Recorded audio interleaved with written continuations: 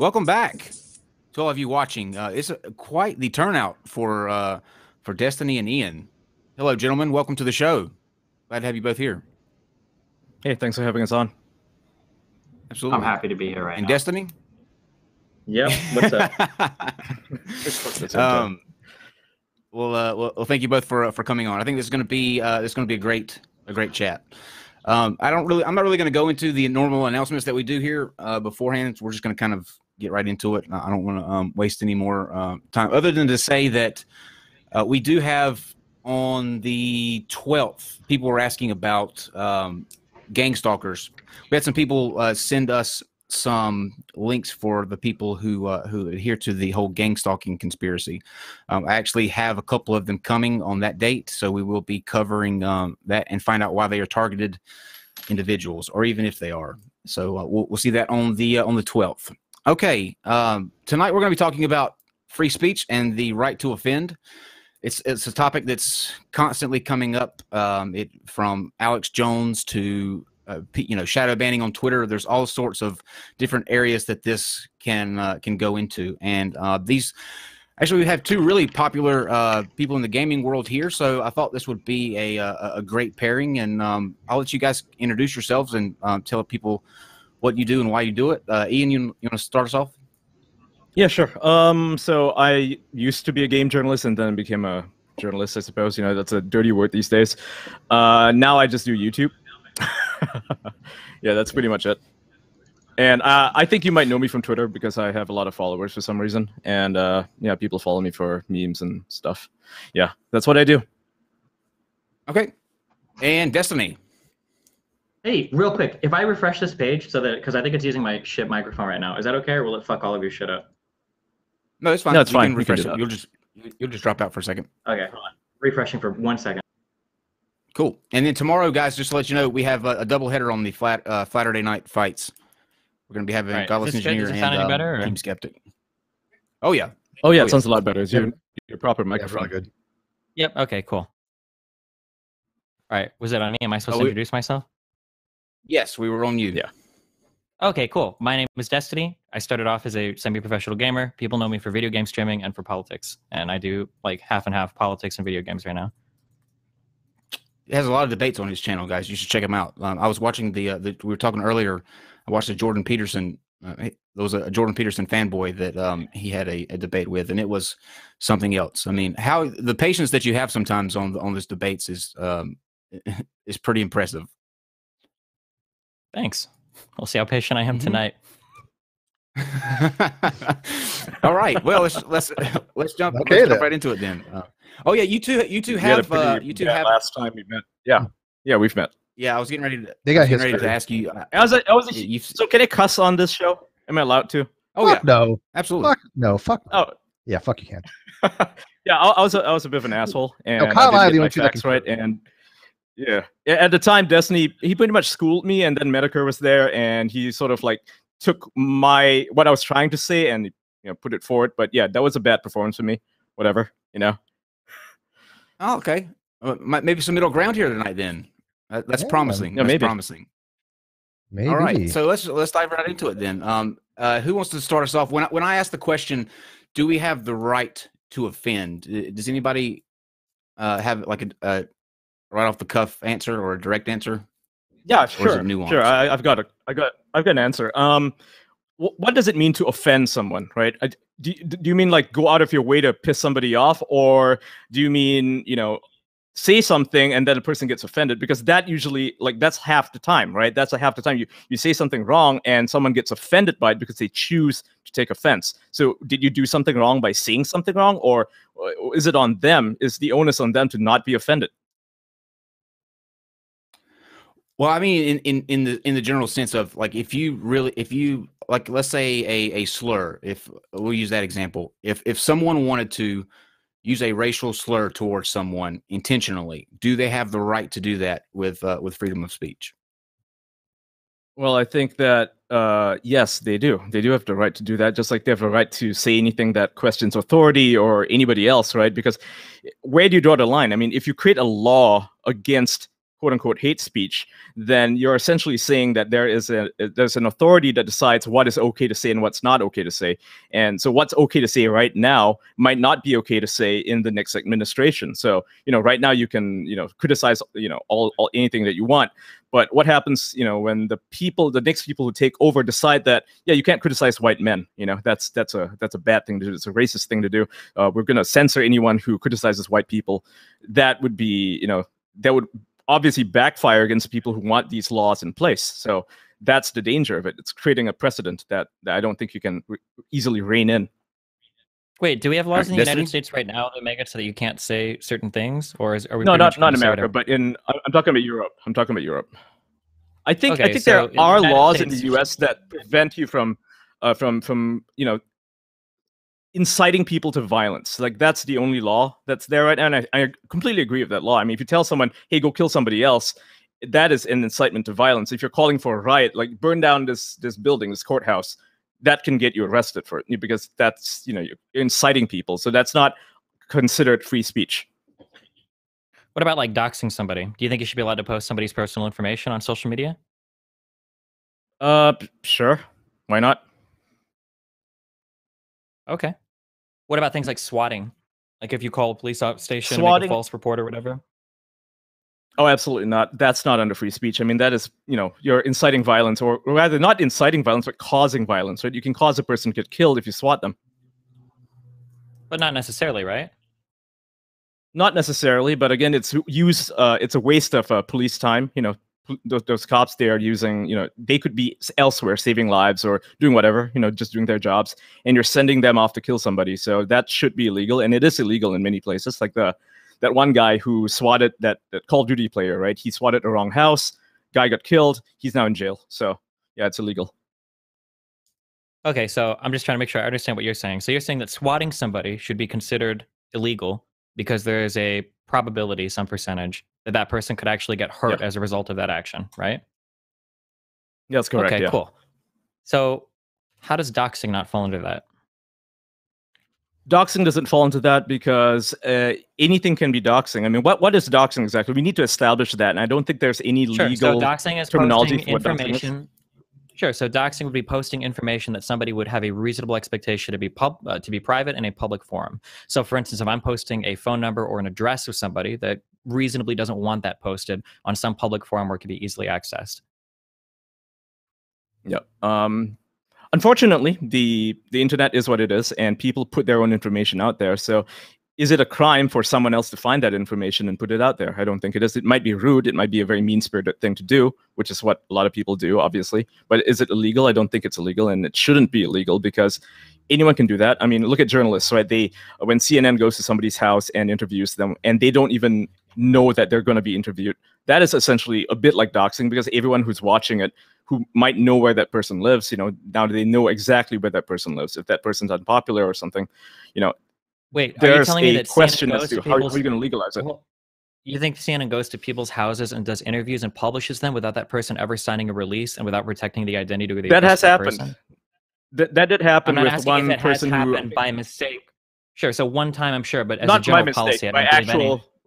As a general policy, I don't think they do that on all the time. No, but it has happened. So wait, my question is: do you want these journalists to go to jail because they did that? I mean, does TMZ have to go to jail because they run up to celebrities' houses or whatever and do whatever they want?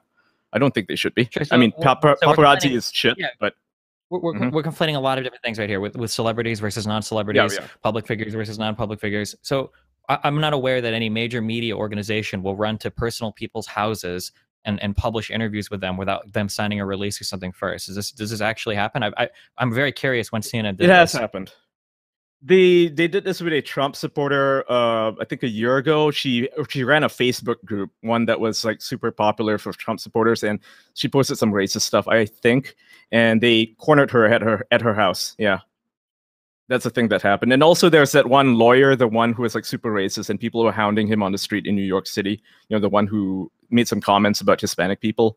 And that guy was hounded basically to his workplace, to home, and he didn't sign any release forms, but journalists followed him anyway.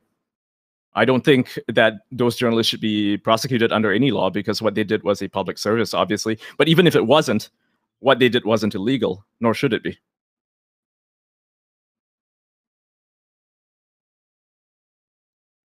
Gotcha. So in the video with you're talking about the old lady that ran the Facebook group that was linked to the Russian propaganda outlet that was identified in one of the Mueller indictments. Her address was never posted. Yeah, I know it wasn't posted, but people would say that that is doxing because they hounded her, publicly, put her on TV, published her face, her name.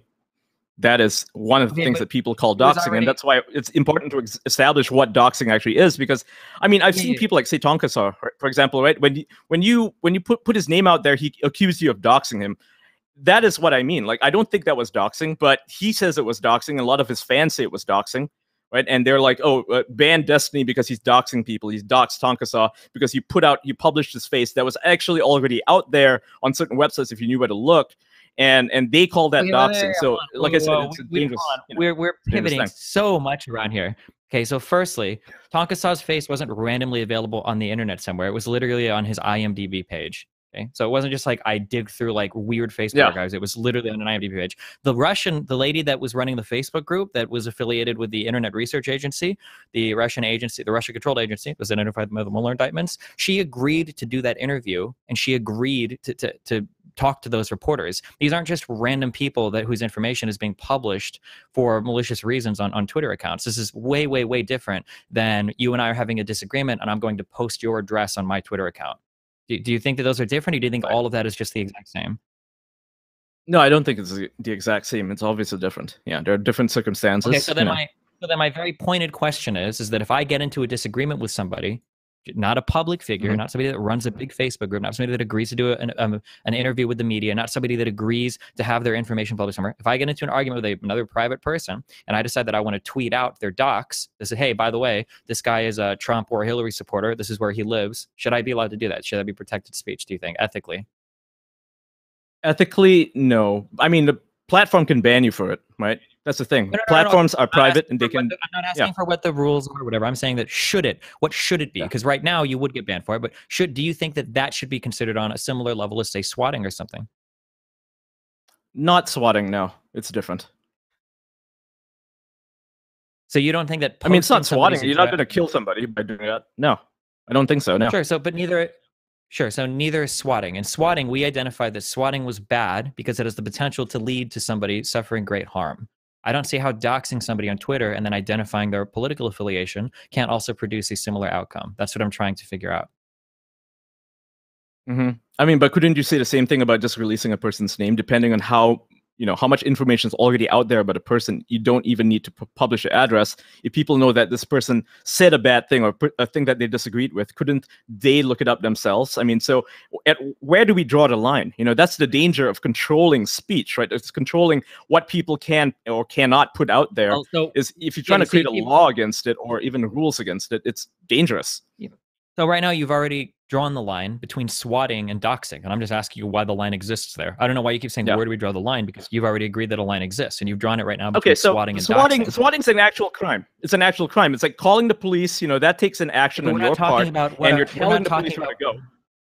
We're not talking about what actual crimes are. We're talking about what they should be. This is a discussion of how things should be. There's no point in doing this podcast for both of us to look up what the current laws are. Hypotheticals. If we're speaking hypothetically, I would say that swatting is wrong because it's a direct action. You're calling the police with the intent of basically possibly killing that person. But when you dox somebody, that is more vague, right? It's vague.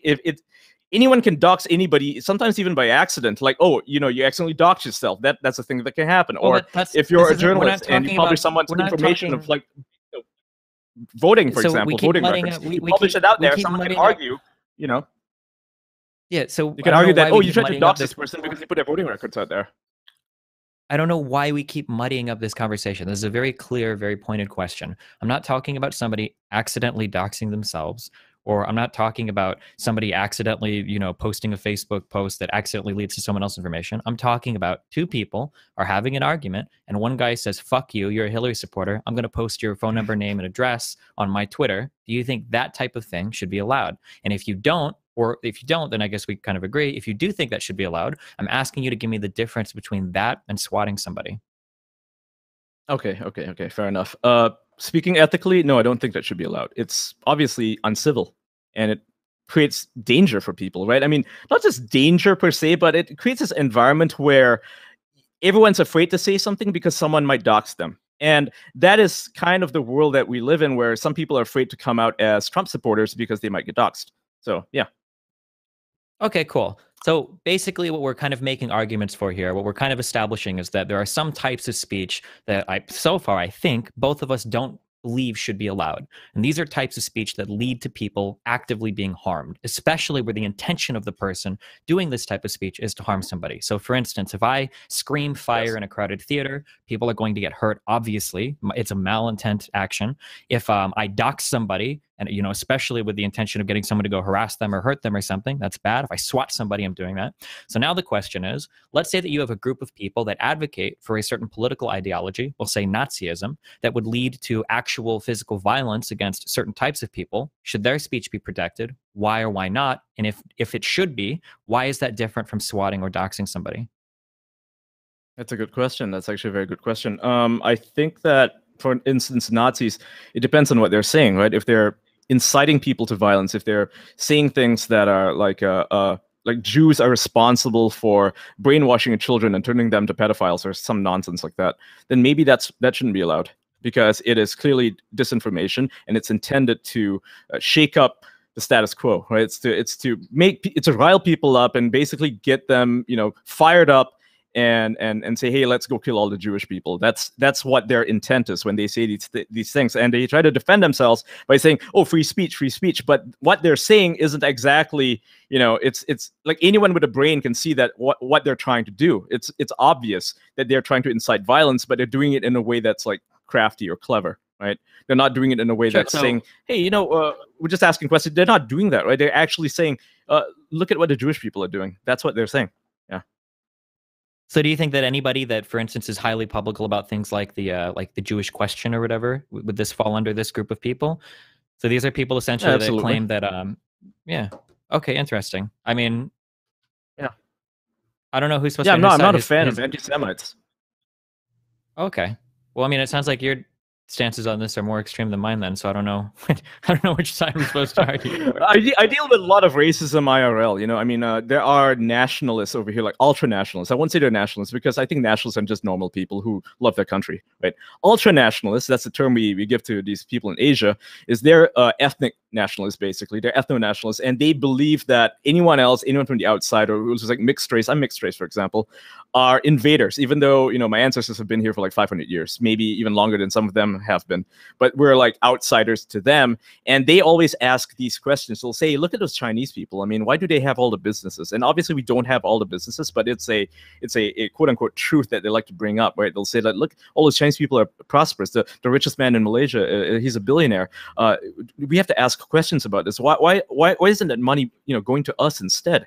Like they don't look at the broader picture. Obviously, he's a Malaysian Chinese person who's bringing business to this country, and they don't care about that. They only care about the fact that he is not of their race, right? And these are the same types of people as white nationalists who will, who will point to Israel, who will point to Jewish people being rich and successful in Hollywood or New York, and they will not for a second think, okay, maybe those Jewish people are Americans. Like they're bringing business to America, not to whatever it is they think they are, like there's some weird conspiracy theory going on, and this is how they operate. So when they ask these questions, when they point things out, when they ask the Jewish questions, things like that, it's an incitement because they actually want people to go out on the streets and start, rioting in demand for money or whatever, because people are disillusioned, people are disenfranchised, they feel poor, and they need someone to blame. They need a scapegoat, just like the Germans did in World War II. They were disenfranchised, they were poor because of World War I, and they were like, well, Hitler is like, well, it's actually the Jews' fault. It's not your fault that you're poor. Sure. So then here's a question. Let's say that somebody is intentionally spreading misinformation in such a way that could lead to like the severe harm of groups of people. Do you think that these people are probably ethically in the wrong for what they're doing? Absolutely. 100%. Okay. So I'm very curious then. Like a month ago, you were tweeting things saying that climate change is a hoax invented by neo-Marxists, when this is something that is pretty much ubiquitous. That's a fun one. Yeah. Okay. Yeah, I can explain that one. I don't actually think that climate change is a hoax per se. I think that climate change is real. It does exist. And whether it's man-made, I think there is no question that there is a percentage of it that is man-made. But how much of it, we don't know yet, right? We don't have the data, not the hard data anyway, not conclusive data. And I do think that there are political organizations, like the guy was quote tweeting. If you look at my tweet, there's actually a guy who was quote tweeting. He's one of those types of people who are trying to politicize climate change. And sometimes it is, some people just believe certain things. Like maybe vegans believe that we should save the animals. So, stopping climate change is in their interest to do so. But then there are other people who basically are blaming capitalism. They're saying that the world is the way it is. People are suffering and people are dying. It's all hyperbole, of course. Well, and so that we need question. to solve climate change and stop them. Why don't you think capitalism could come under fire for something like climate change? Why should it be? I mean, capitalism is the biggest hope against it. You can fix it. That's the thing. I mean, how do you mobilize, a corporation to fix things?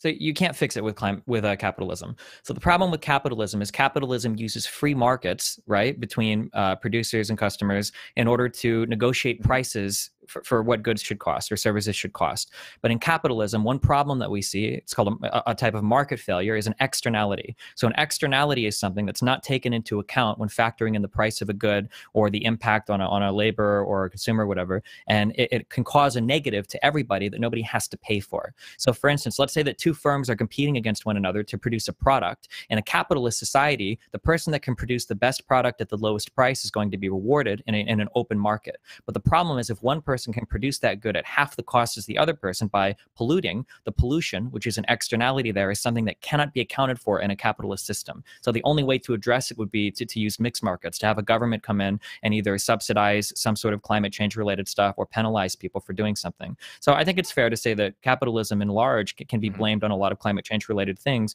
because capitalism doesn't do anything on its own to solve climate problems because there's no profit incentive tied into doing it.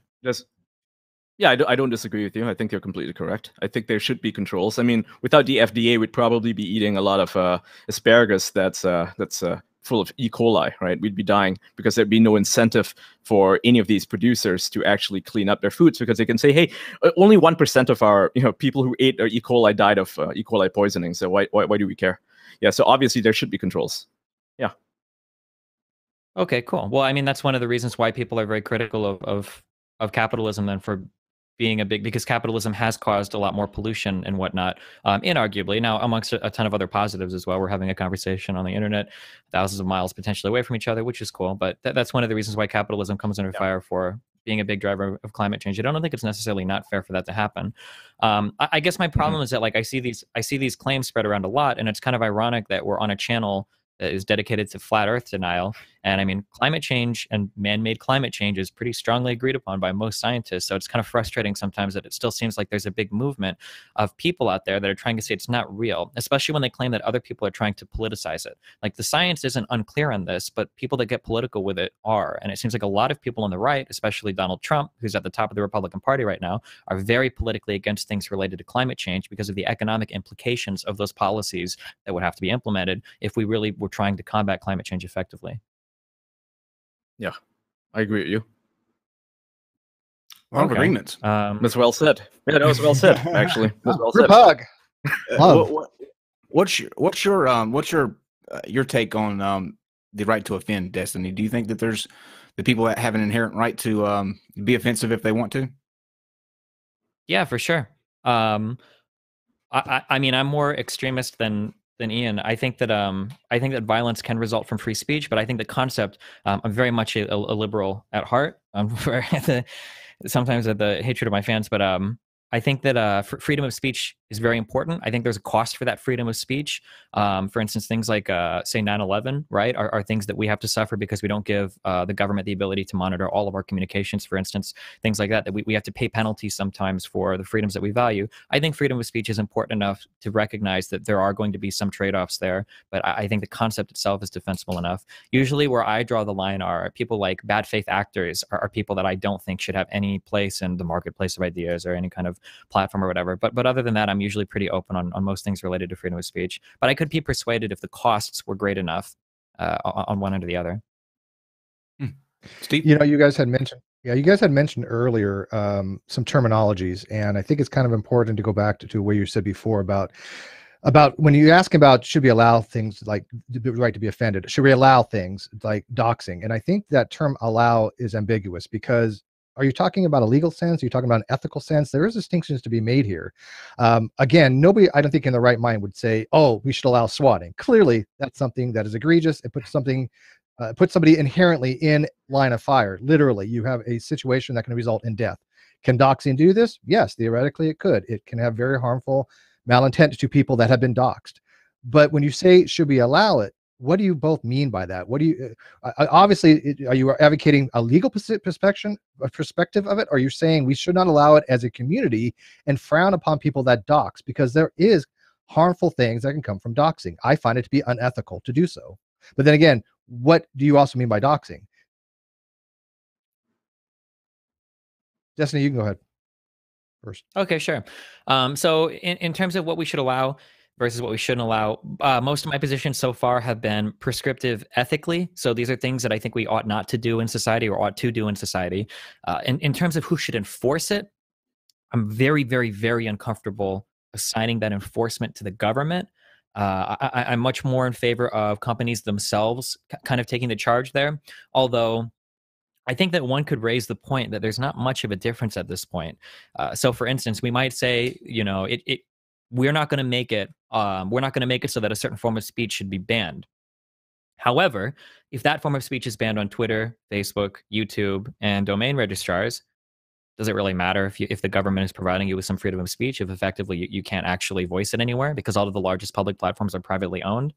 I mean, there's a lot of like tricky topics there, but in terms of what should or shouldn't be platformed, I mean, for me, things that cause direct physical harm or are calls to direct physical violence, like doxing or swatting, I think these are things that, at the very least, privately should be absolutely against terms of service and whatnot. Legally, Okay. if it's very direct, like I would say doxing and swatting are very direct, I think these should be punishable to some extent. When it comes to things like hate speech, so I would define hate speech as a type of ideology that pretty directly or slightly indirectly calls for harm to people. So, for instance, things like Nazism, things like alt-right people. I don't think legally these things should be touched at all. I think that privately, I think there's a strong case for removing these things. And I think that personally, I think that people can react to these in violent ways and be justified depending on the type of rhetoric that's being spewed. So for instance, if you're like somebody like Richard Spencer, I think you can have ethical justifications for attacking if you see somebody like this, because they're essentially pushing an ideology that might lead to the extermination of you or other Americans that you think who have lives that are worth defending. Okay, and I think there's something to be said for that. However, I think there's like 5 different avenues you can go down just with that one response that you had. Yep. But it's very, very good. But Ian, same question to you, especially in regards to the trade-off from safety to security, right? When you have these free speech things, Yep. there is a trade-off. You obviously recognize that. So when talking about the enforcement of the efficacy of these things, when you say we shall not commit doxing, right? That is an ethical consideration that normatively, I think as a society, we all would say is not a good thing. But should we have the government enforce it? Should we have the platforms enforce it? Should we individually enforce it? Have enforcement? Obviously, I think it all starts at home, right? It all starts at home, and with the individual, I should say, and that we should, enforce it for ourselves. We need to have moral compasses. We need to have an ethical set of guidelines that we live by. I think that's important. But failing that, I don't think it's the government's, it's not their place to say, hey, you can't do this, because the government is there to provide security, safety, and all these nice things to us. But I don't think it's there to be a nanny state. And that's the problem with a lot of European governments, where they're acting like they're your parents, and they're saying, you can't say these things because it might hurt somebody's feelings. I mean, that's how bad it's gotten in some places. I think in Austria, where someone criticized, there's a free speech issue right now. Somebody criticized Islam, and he got charged by the government for basically hate speech, because that's how they operate. So that's an issue, right? That's an issue. But I don't see that happening in America. I don't see that happening in Canada or a lot of other places. But so I don't think that should be the norm. I don't think the government should step in and say, hey, you can't say these things. But I do think that as a society, at least, if you're running a platform, then you probably don't want a lot of Nazis on it, right? You probably don't want a lot of Nazis screaming for the deaths of Jews. Otherwise, you turn to Gab, and no one else wants to use Gab. So it's really, honestly, in your own interest to make sure that your platform doesn't become a haven for Nazis because no one else is going to go there. So you don't want to cater to that unless you yourself might be a Nazi. So, that's the thing. That's Well, the question if you're trying always to ask. promote that. If you're trying to promote Nazism, then that's what you're doing. But however, exactly. Germany. I'm not saying that Gab promotes Nazism. I'm not saying he does, right? But he clearly, he dog whistles to them once in a while. He does that, and then he acts like, "Oh, I didn't say anything." Yeah, okay. Fair enough, it's clear that that's where he thinks his audience is. Yeah. Germany has laws against certain speech, right? Well, quick. Germany has certain laws against free speech when it comes to things you cannot kind of do related to Nazism, right? And Destiny had noted that is correct. Destiny noted there is maybe possible argumentation before if somebody has hate speech, if somebody is inciting these things, if somebody's promoting Nazism, why can't we have laws or the ability to say, you know what, we don't allow that in society? Go ahead, Destiny. I just wanted to speak real quickly on the Australian thing. It sounds like in Australia, what they were looking to do is pass laws against religious vilification. Which I think falls under. Oh, this is Austria, not Australia. Yeah. Oh, you said Austria? My bad. Okay. Yeah, Austria. Yeah. Ian, real quick, what's your reaction to when Destiny says that someone like Richard Spencer deserves to get, attacked in public if that happens? What's your reaction to that? Do you agree? Real quick, just to be clear there, I didn't say deserves to. I said that some people could be ethically justified in doing it. I just want to be really clear there. So, okay, go ahead. My apologies. I don't disagree with that. I think that people can be ethically justified to attack someone whom they perceive as being a threat, like an existential threat to them. So the guy who punched him, I don't know who he is. I don't know what his background is. Maybe he's a persecuted minority. I have no idea, right?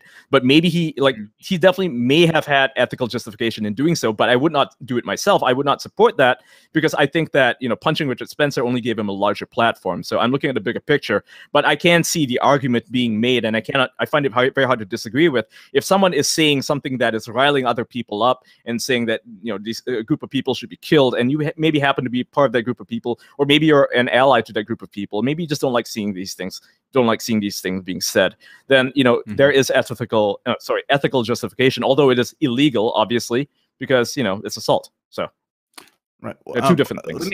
Let me ask Destiny. What's your opinion on the Alex Jones situation when he was deplatformed? Do you think that it was they should have done that? Not because we know they could.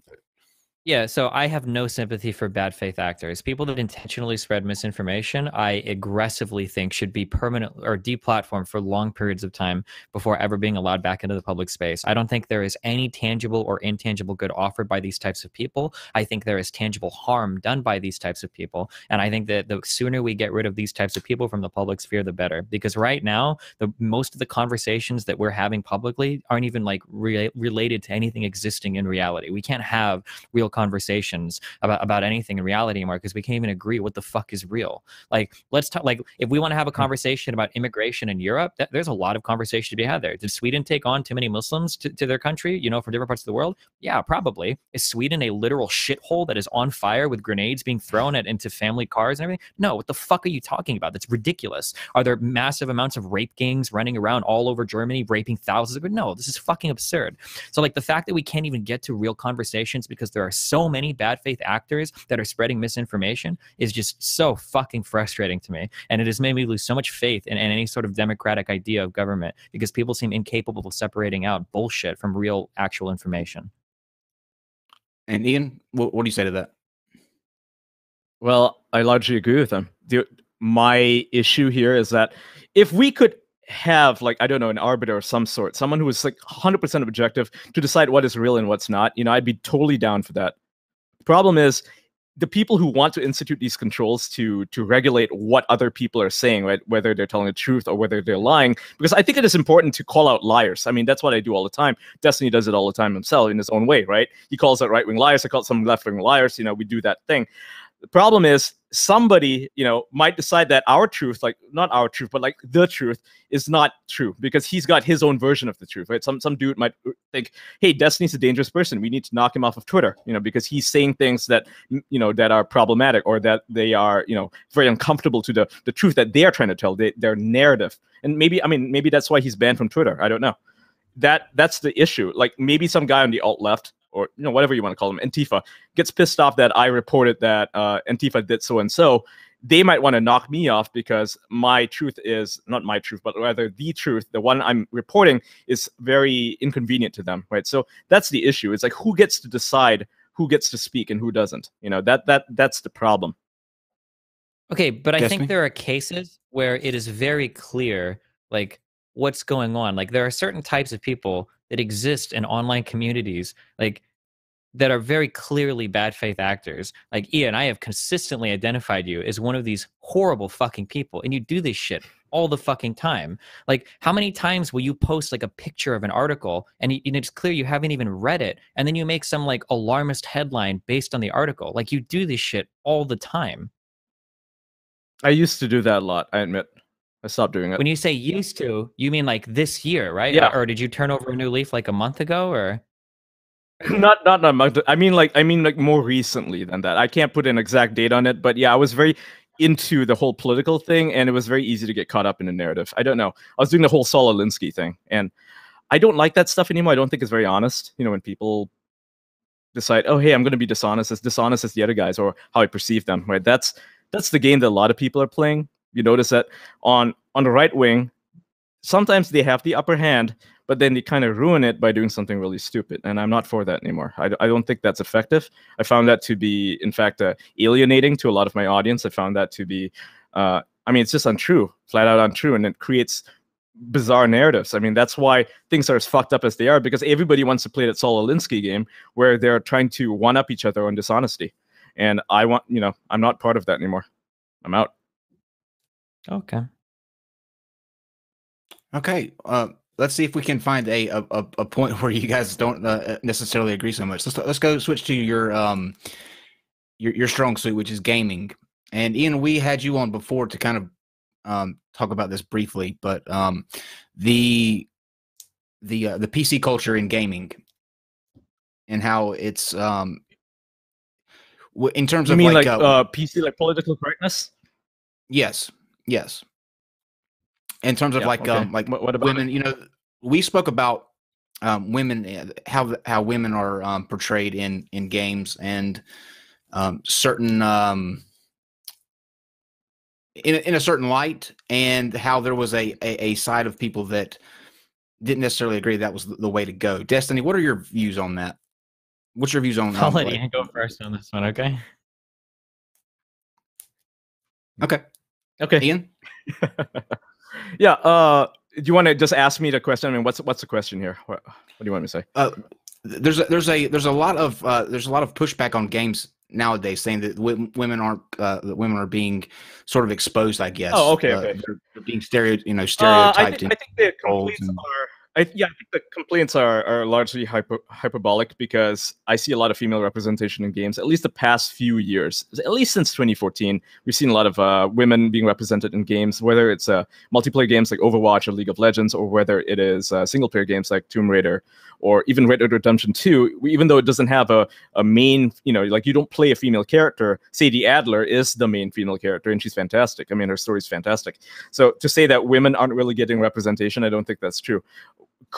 Could women get more representation? Absolutely. I mean, we're seeing that in The Last of Us 2. The main character is Ellie, right? You're playing as the daughter of the first character, right? The stepdaughter. So I'm happy to see that. I don't think there's anything wrong with that, but I do think that some people are blowing it out of proportion when they say that women are not getting proper representation, or when they complain about the depiction of women in games, and they're saying that Lara Croft, Tomb Raider, Shadow of the Tomb Raider doesn't need to be violent, and that we need to censor it out. And as a matter of fact, the game was censored because of that Polygon article. A guy on Polygon wrote that the game was too violent, and that it showed Lara Croft dying horribly, and it was so unnecessary. It's 2018, and so on and so forth, and so we need to censor it. And so they actually did that, and the game's not really getting any good reviews because of that, because of things like that. I mean, it's already a sort of a mediocre game to begin with, but the fact that they tried to pander to some game journalists in order to, I don't know, like they thought maybe it increased their sales. It didn't, clearly didn't. If you look at the Steam reviews, they're pretty negative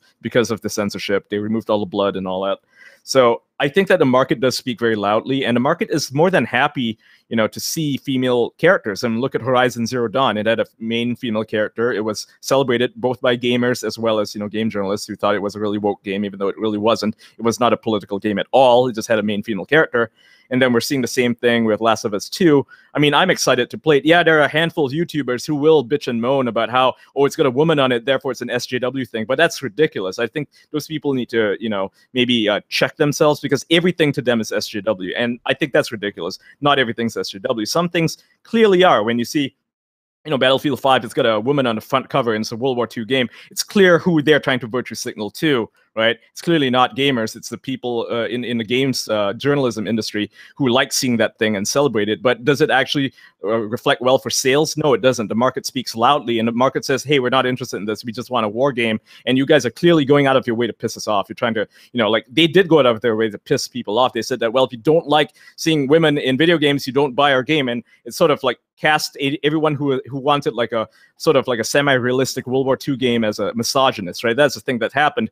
And that clearly alienated a lot of the fans, the core fans, who just want to play the game because it's a war game. So I do think that, it's important to have representation, because, I mean, if you can fit representation in, why the hell not? It doesn't hurt you. It doesn't hurt anybody, right? It's cool to have many different interesting characters. And, sometimes you can tell really good stories like Horizon Zero Dawn or the original Tomb Raider. You can have main female characters, no big deal. But then the instant you try to force it in, like Battlefield 5, it backfires on you. Why not do it like Call of Duty Black Ops 4? Half the characters there are female. No one's complaining about it because it's just a good game. They don't shove their gender identity politics in your face. They're just like, oh yeah, those are badass women. Okay, cool. That's it. Okay. Destiny. I guess one of the things I don't understand is, like, why is it that just having a woman in a trailer is like shoving politics in somebody's faces? Why can't they just be in the trailer and be a woman? I don't agree with that. I don't think it's that's fine. If it's just a woman's whatever. The problem is they try to tout it as historically authentic. So and when people say, well, this is not historically authentic, there are no women wearing like. Wait, when has a Battlefield game ever been like historically authentic? That's what they claimed for this one. Yeah, I mean, I don't think they've ever been historically authentic, but that was what they were marketing on. Yeah. I think the term is immersion. And when people, right? You want to be immersed into the history. Immersion, yeah. I mean, like, I talked to a lot of people who are not gamers, and they were confused by why there was a woman on the cover of a World War II game. They're like, well, obviously women were in the war. They were Russian snipers. And here's the thing, that I talked to a lot of people about this, and they said that, and this is how I feel as well. It'd be okay if you had a Russian sniper in the game who was a woman, like maybe even a battalion of them. There was, in fact, a battalion of them, right? Finnish snipers, Russian snipers, half of them were women. No one would be opposed to that. But when you have a woman who's got like an arm that's like cybernetic, in real life, one of those arms that you see in Battlefield, they don't actually work. You can't actually grip things with it. They're just hooks, right? They're just prosthetic. They don't do anything. But in the trailer, it's like she's firing a gun with it, and it's like, what's going on here? I mean, so clearly you're trying to virtue signal, and it's ridiculous. So this is always really strange to me. As somebody that really enjoys guns, I enjoy shooting, and it's really fun. All of the gunplay in Battlefield games is hysterically inaccurate. I mean, like, when you eject a magazine, for instance, you can reload another mag without ever having to take the bullets out of the last one. There are a lot of guns that have clips, and you can throw in a new clip, and it just adds bullets to the current one, even though that's not possible. In a lot of Battlefield compilations, I personally don't fly jets, but I'm pretty sure you can't do a loop-de-loop in a jet, jump out of it, rocket launcher somebody, and then jump back into the jet. I don't think you can do that in real life. It seems like nobody has problems with all of these historical inaccuracies, or at least things that I assume to be historically inaccurate. Again, I'm not a historian, but when there's like a woman with a prosthetic that might have a little bit too much functionality, like, why is this such a problem? I guess, like, my question is, and also, like, this idea about, like, well, there are Russian snipers. I'm sure there was at least a few women that fought in combat roles on the Western Front. I mean, maybe not full battalions, and it definitely wasn't anywhere near 50-50 or whatever, but like, it only takes a couple. And even if I were to grant that extreme argument and say there were none, why does it matter? Like, we make so many sacrifices in video games. And again, anybody that's ever played with real guns will tell you immediately that the gunplay in 99% of games outside of like fucking Arma is horrendously unrealistic. But that's okay. Nobody wants to sit there and fuck around with a magazine for 5 minutes before you're ready to slap it in and go back into combat. Nobody wants to do shit like that. So if we make sacrifices like this all the time to make games more enjoyable and more playable, I don't know what the big deal is about having like a woman in a game that might make more women interested in playing the game. I don't see why that's a huge deal. Well, it's not a huge deal for me because I'm not a major Battlefield fan. I've always been more for Call of Duty, and there are tons and tons of women in Call of Duty. You play as them, and they kill people. It's fine, but that's what people are saying about Battlefield 5. I mean, I don't say I 100% agree with them, but they don't like the fact that it's historically. I wouldn't even say inaccurate, because obviously it's inaccurate. I mean, you can't really fly a jet in a battlefield like that, like how you described. But at the same time, it's weird. It's jarring playing the game, and you're fighting on the front lines of Normandy or whatever the hell, and you hear a woman crying. Like women are getting stabbed, they're getting shot, and that's like, personally, when I tried to play Battlefield 5, that was the thing that sort of like knocked me out of it. I was like, okay, this isn't Call of Duty. First of all, it's supposed to be World War II. The theater is set in Normandy or something. So you're on Normandy. You get shot 7 times. You take cover behind something. You regenerate all of your life instantly. You do a power slide over to the next piece of cover. You kill 35 German soldiers. You get killed once. You respawn, and then you replay that part. But then you hear a woman crying. It's like, oh God, my immersion is broken. Does this really happen? I think for a lot of people it does, yeah. It's weird. I don't know. I won't say they're sexist or anything, but it's the expectation of it. Maybe it's because we watch a lot of World War II movies, we watch Band of Brothers, and there's very few women in those movies. You see them in roles as like a nurse, a combat nurse or something, but never are they on the front line. So when you see something, and it's World War II as well, though. Like the combat in those movies is very, very different than what you see going on in Battlefield and Call of Duty games. Yeah, well, at least like Band of Brothers. It's a weird thing, right? It's like the suspension of disbelief. Like, you can, like, when you watch a realistic movie, you never see the character take a shit, right? You never see him take a piss, but you kind of assume that that's what happens. So like when you're playing, I don't know if this is like the best example, but when you're playing Battlefield, certain things you can sort of like give it some leeway. You're like, yeah, okay, this is not realistic, but whatever. This is just a thing. It's a game thing. But then when you hear other things, so it's a thematic thing. It's a bit like seeing maybe a guy ride in with a sword. Like say a guy rides in with a Team Fortress 2 style sword and shield, and he starts swinging at people. You're like, okay, well, this game's not realistic to begin with, but then having that dude, it just kind of throws you in for a loop. Maybe it's like that, There's an extent to which you accept what is unrealistic and what's not. I feel like having a guy roll in with like a TF2 style sword and just having the skins of one of the characters and the voices be female, I feel like these are pretty extensively different things.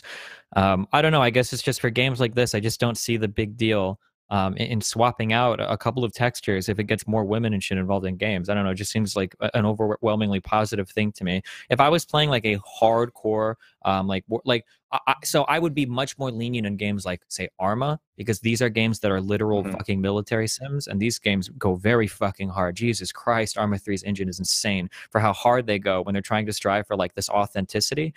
Maybe in games like that, I would totally buy it if fans were talking about realism and whatnot. But Battlefield games are incredibly fantastical. The gameplay is getting closer and closer to what Call of Duty always has been. It's very fast, it's very quick. You carry around guns and you shoot instantly and everything. Like, I don't know. It just seems weird that these games are so far removed from any sort of historical element, save from the names of some places.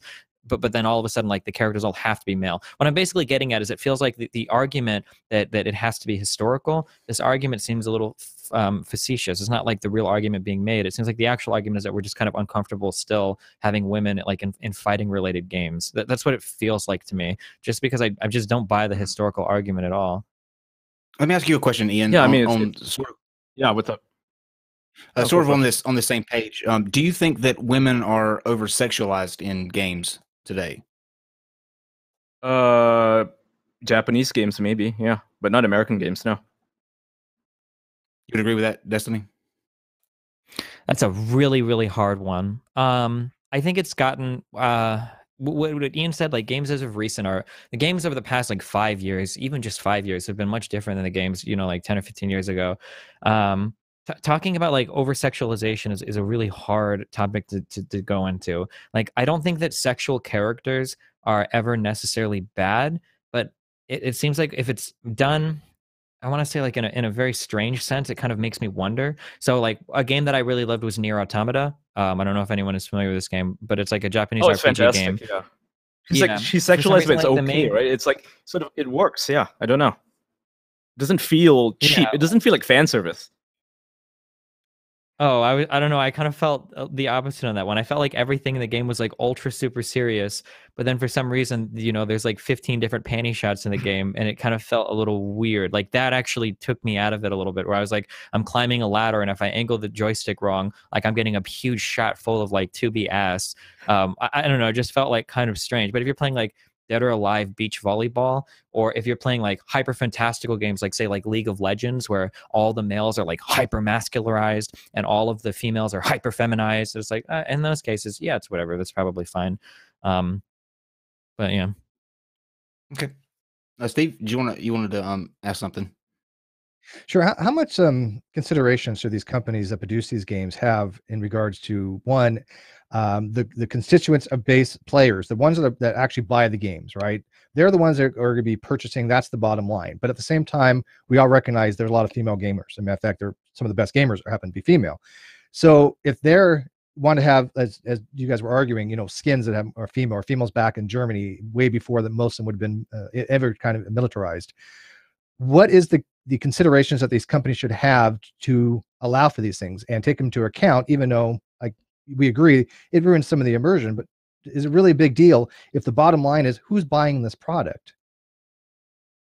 Well, I think that the developers should just make whatever it is they want to make, whether it caters to one group or another. It doesn't matter. It's up to the developer, right? If the developer wants to make it so that there are women in his game, by all means, do it. If anyone doesn't want to buy it, then, well, they don't have to buy it. But the developer needs to recognize that if he's making like an original product, like something that is wholly original, 100% his, then yeah, he can do whatever he wants. But if he is catering to a franchise, one that's established, that has certain themes in it, and he wants to make it completely different, then that's a mistake, right? That's a company's failing for hiring this guy or for allowing him this much freedom. So I do think that there are some market considerations to be made. There cannot be like too much freedom because of the expectations. And it's like if you take Battlefield 5 or whatever, and you decide, yeah, I'm going to make this game 100% Call of Duty. This completely goes against what fans of Battlefield 5 are expecting, or Battlefield in general. And so they won't buy the game because it's too much at Call of Duty. And that is a problem with a lot of franchises where they try to be like another type of game, a different game, and then they don't really succeed at it because they're not good at it. So there are considerations to be made. But I think that in terms of like politics and whether it's bringing in more women, the market, I mean, the data still needs to come in, but Battlefield 5 is not selling very well. It's selling at like less than half of what Battlefield 1, which is the previous game, sold. So I don't think that this whole thing really paid off for them. So it might not be a good idea after all. Dustin? Yeah. So this is a really, really hard question. What you're essentially asking is, do companies have a responsibility to public discourse, which is so fucking hard. So say, for instance, you have a market where you could double the sales of a game by being racially derogatory. And now you're asking the company, well, should you publish a game that you feel like is socially responsible or one that will maximize profit for the owners of your company? That's a really hard question to answer. Ethically or morally, I would like to say that you should, I think as a company, you should be exuding the values that you feel are important as a company. So if you're a company and literally your goal is like, we don't give a fuck about anything, we just want to make a fuck ton of money, well, in that case, you'd probably be making mobile games. But I mean, then go ahead and like do whatever you want. But I guess if you're of the mindset or the feeling that, well, hey, all of us exist in a society. At the end of the day, this is where we kind of make our beds. We are in a position where we can have a massive influence over society because media definitely does. And it creates a lot of feedback loops there as well. For instance, a lot of movies with lead female antagonists will probably create more women that are interested in watching movies with lead female antagonists, and that kind of feeds into itself. So, I mean, at the end of the day, I guess I can't, again, I would like to say that every company should push the values that it feels, it most identifies with. Obviously, I can't force anybody to do that, but that would kind of be my opinion. And then obviously, never at a detriment to the content. But yeah. So would you a combination? Well, it's a combination there of the market, right, the demand, and their own efficacy issues of the company making these things, right? Would you agree there's some kind of symbiosis between the two, and they have a line to walk? I'm not going to say there's a hard line of demarcation between them, because obviously, as you said, if they produce a video game that is completely off the rails, that is derogatory, racist, sexist, I mean, without question, then of course people are not going to buy that. As a matter of fact, there's going to be a backlash to that, I would imagine, right? These So days, they, yeah, I sure. think that, yeah, of course, and there should be, of course, there should be. So I think it's a I would fine hope line that so. they have to walk on that. Yeah, I would hope so as well. We had a discussion. It was actually after you were on last time, Ian, in an after show. I believe Rags was. You weren't here for that, but I think Rags was, and there was a conversation that took place between Rags and someone else in the call, and it stemmed off of the question: should game developers or the people who develop games have full reign over their content, be able to make any type of game that they want without any type of pressure or censorship from the outside. So the example that was brought up was, what if a developer wanted to create a rape simulation game? Should that be something that should be able to go to market? And it stemmed off into several different and it went to several different rabbit holes, but it was a good conversation. So I want to see what your opinion is on that. If a company wanted to create that, should they be allowed to do so? Well, they should be allowed to do so, but other companies, the platforms, Steam, PlayStation, Xbox Live, they are under no obligation to carry these products. So you deal with it, right? You make a trashy product, one that has that's like a rape simulation. You have to market it yourself, sell it on your own site. But don't be surprised when Steam says, no, we're not going to host this thing. Okay. And what do you think, Destiny? I mean, I'm pretty hard on this. Or this is a hard line. I mean, I would be the creation of any sort of art. I don't think you should ban somebody from being allowed to make something. That's a pretty hard no for me. And that you shouldn't be able to keep somebody from making something. But then, like Ian said, you obviously no store or anybody would be compelled to carry it or sell it. So that when it comes to the freedom. I was going to say, just as somebody that studied art, I think it's very scary when you get into scenarios where you're trying to limit what kind of creation of art or whatever. That's very scary to me. Yeah. There you go. Yes, the freedom of speech issue would be, and I'm agreeing with you here, anybody has a right to make any game they want. Steam has a right not to have it on their platform. Yeah. Would you agree exactly. with that? Okay. I mean, it's the defense of ugly art, right? You can write anything you want. You can write a rape fiction about a real life person. You're allowed to do that, but don't be surprised when you stop getting jobs, you stop getting work, your publisher doesn't call you anymore because he thinks you're fucking creepy. Those are the social repercussions. But absolutely, you can do that. You can be Vox Day. Go ahead and be a complete racist. Say all the nasty things you want, but don't be surprised when no one wants to work with you. So it seems like we're doing we're doing a lot of agreeing. So I'm just going to ask this question: what was it last time between the two that caused the fireworks? What was the issue at hand that created what we saw in that last debate? Oh God. Dumpster fire. Remembers it better than I do. You know what? Against my better judgment, because I'm 99% sure that Ian is going to call me a pedophile at least one time after this conversation. Against my better judgment, I won't. I promise you I won't. Okay? I promise you I won't. Yeah, I won't. Okay. So what was the issue at hand? What was the topic for that evening? Ian, you can go for it. Take it away, buddy. Oh my God. I think you were basically defending yourself from some libelous claims that you're a pedophile, that you support ethical child porn, right? Am I right in saying that? Yep. Yeah. Yeah. So yeah. Okay. So there's a lot of memeing going on, and some people took it to the next level, and you had to defend yourself because people take it way too seriously. And having been on the receiving end of what you were on that day, like I've been there as well recently, right? I gotta say, man, like I fully apologize for partaking in that. That was a shit show. You didn't deserve that. You're obviously not a pedophile. You're not an ethical child porn supporter. You have these discussions, I would say that the discussions that you have on your channel are important, right? It's important to talk about free speech. And the instant you start, I don't mean you, but like in general, and people start saying that, oh, you're not allowed to say this because it makes you sound like you're defending a position that, that shouldn't be defended. I think that's disingenuous. People just want to shut you down when they make these claims. So yeah, man, like, it was my bad. Can you real quick tell us what the hell ethical child porn is, and it's Yeah, I'm too, by curious the way. myself. I totally agree with you. We, as a channel here, we talk about a lot of shit, right? It doesn't mean we actually Sure. advocate for any of these positions. Yeah, let's clearly. fucking sure. Why not? Yeah, fucking let's do it. Sure, why not? Because Let's everybody do gets it. memed the fuck. So there's a guy called Amos-E. Are you familiar with this guy?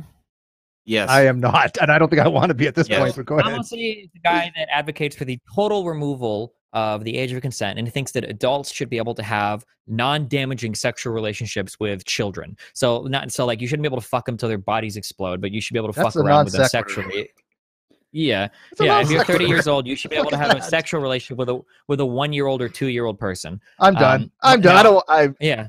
holy shit. No, fuck it. No, we're down here. So fuck it, okay? This is welcome to my fucking yeah. life, okay? So I am of the opinion that that informed consent is a cornerstone of what society is built on, that people need to be able to knowingly consent to things in order for society to function. So this will extend to things like a 13-year-old shouldn't be allowed to sign a contract that is financially binding, and a 2-year-old probably shouldn't be allowed to have a sexual relationship with a 30-year-old. I think these are pretty obvious things.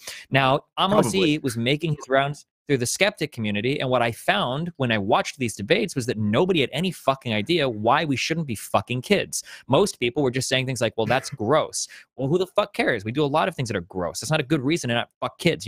Nobody knew the arguments for why informed consent was actually important. So I was like, okay, Amos, come on to my fucking show and let's have a good old conversation about this. And we had a long conversation about it. Philosophically, I think I established that his position was insane. So for instance, I got him to agree that if 100 people walked into a room and 90 of them were made millionaires and 10 of them had their arms removed, that would be ethical, even if nobody knew what was going to happen going in. I think I got him to agree to a lot of crazy things. I felt comfortable.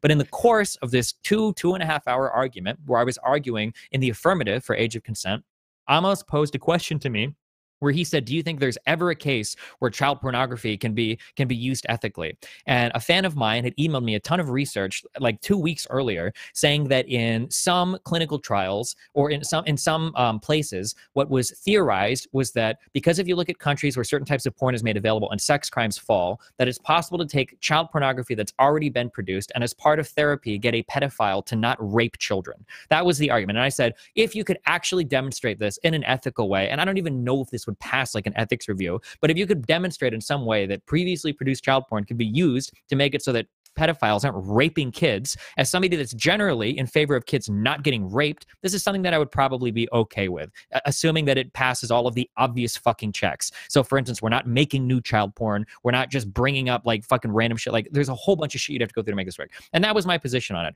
And that gets spun out. So now everywhere I go, it gets spun out to like, oh, Destiny just wants to like rape kids and give all the porn to fucking pedophiles, which is obviously fucking stupid. But that's where that whole fucking meme comes from. No, I can actually see your argument with that, believe it or not.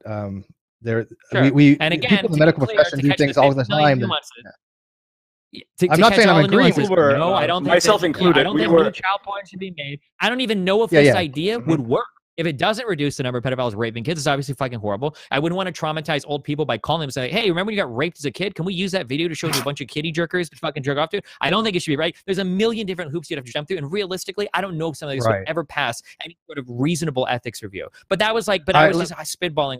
Like one. It's a hypothetical, right? It's like if. Yeah. It's like if this actually works, then why the fuck not? I mean, I can't disagree with that either. So what about this? What about this? This would take a lot of that off the table. CGI. Mm-hmm. If they made CGI child porn for those people, that it may theoretically help. Again, their efficacy concerns here are immense, and plus you would have to see a whole bunch of hypotheticals. We could talk about Lolicon, right, which is essentially animated child porn, right?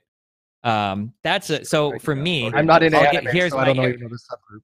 Sure. So here will be my super edgy take. I am very fucking uncomfortable limiting any form of art, and I feel very strongly about that. I also don't see that there is a damage caused by Lolicon. I don't like those people in my community. I sure as fuck don't host discussions or those types of people. Like that shit is all banned from any fucking platform that I'm a part of. But I mean, as long as those guys aren't raping actual fucking kids, at the end of the day, I don't give a fuck if you jerk off to some fucking drawn anime shit, as long as you're not fucking with real children and it's not causing people to want to fuck real children. So, yeah. That would be my question is if something like that, using either old child porn or the CGI child porn, if that would kind of fuel their need to continue to pursue that, instead, would it quail it, or would it drive people to want something more, because when you do We need drugs, the data for that. you're constantly chasing that dragon, you know. Yeah, so the research that was emailed to me, and this is a collection of studies, and I'm sure there's a lot of people that study it, but it seems like generally in countries where pornographic material was made unavailable, so illegal or treated as contraband, that in these countries, when those bans were reversed and people were consuming more pornographic content, the amount of sex crimes, including sex crimes against children, seemed to drop. That's what the empirical data said. Now, there could be other effect modifiers or confounding factors that explain that make it not necessarily related to the pornography, or maybe the releasing that pornography was a cause in itself, or maybe there could be, but that's just the empirical stuff that I was shown. I don't actually know what the established psychological position is on that right now, for if does viewing pornographic material make you less likely to commit a sex crime, or does viewing lolicon make you less likely to sexually assault children. I don't know what the answer to that is. Okay. Steve? Yeah, well, I was just going to have a little addendum to that. That again, when we start talking about a lot of this stuff, that just because somebody talks about this stuff, and I didn't watch your guys' discussion on this. I've seen other guys. You had one discussion, and all it was a bunch of yelling. So I don't know what the hell the actual argument was. But just because somebody talks about these things on their channel doesn't necessarily mean a person is advocating for this particular position, because I don't know one way or another if Destiny advocates for what is called ethical child porn or not. I don't think it really matters what he does or not. He's still completely able to talk about the topic as a subject and not take a position either way. And again, without knowing more about it, without knowing the efficacy studies, without knowing if it has efficacy to the fact, will it change these people's predilection to having, affinities toward children? Who knows? I have no freaking idea how any of that would work. Maybe it does, maybe it doesn't. But I really do have to agree that when you argue to somebody that, oh, you're talking about this, therefore you're advocating this position, that doesn't necessarily follow. And we have that happen quite frequently on this channel, obviously. Oh, let's switch gears then and see if we can't continue to find a place where we disagree. Let's go into to cultural appropriation. Like, for example, Jennifer Lawrence was just in the news for her clothing line. And then you have, like, for Halloween, you had those costumes, like for The Handmaid's Tale, that were recalled because it was objectifying women, and and that's a fake. That's a fantasy. That's a fantasy series. So, what are your views on that? Do you think we take it too far? Do you think it's just right? Do you think the company should have to recall stuff like that, and celebrities like Jennifer Lawrence should have to come out and apologize for creating a clothing line that's cultured and that she's not a part of, a culture that she's not a part of? Do you think that's the way it should be? The issue of cultural appropriation, right? So I'll go first, right? So the issue of cultural appropriation is people getting offended on behalf of other people. That's like the baseline for it, right? They're saying, a white girl, a 17-year-old white girl, shouldn't be allowed to wear a cheongsam, which is a Chinese traditional dress, because she's white. She's not Chinese, and my culture is not your fucking prom dress. So that was the infamous tweet that made the rounds to get I think 1 million retweets or some nonsense. It turns out, like, Chinese people are okay with it. I'm in Malaysia here, and I'm okay with it. Everyone around here, it was actually in the news here, and we're like, why the hell are these crazy Americans getting offended because someone wore a traditional dress? And it's not even like traditional in the sense that it was around 1,000 years ago. It was traditional in the sense that it was made like in the 1920s. It was a fusion of Italian design, Italian women's clothing, and traditional Chinese clothing made to emphasize the form, the physique of a woman, right? That was the whole point of it, because women back in the day, Chinese culture was very conservative, and they were becoming more progressive, so they were showing off more skin. That's where that dress comes from.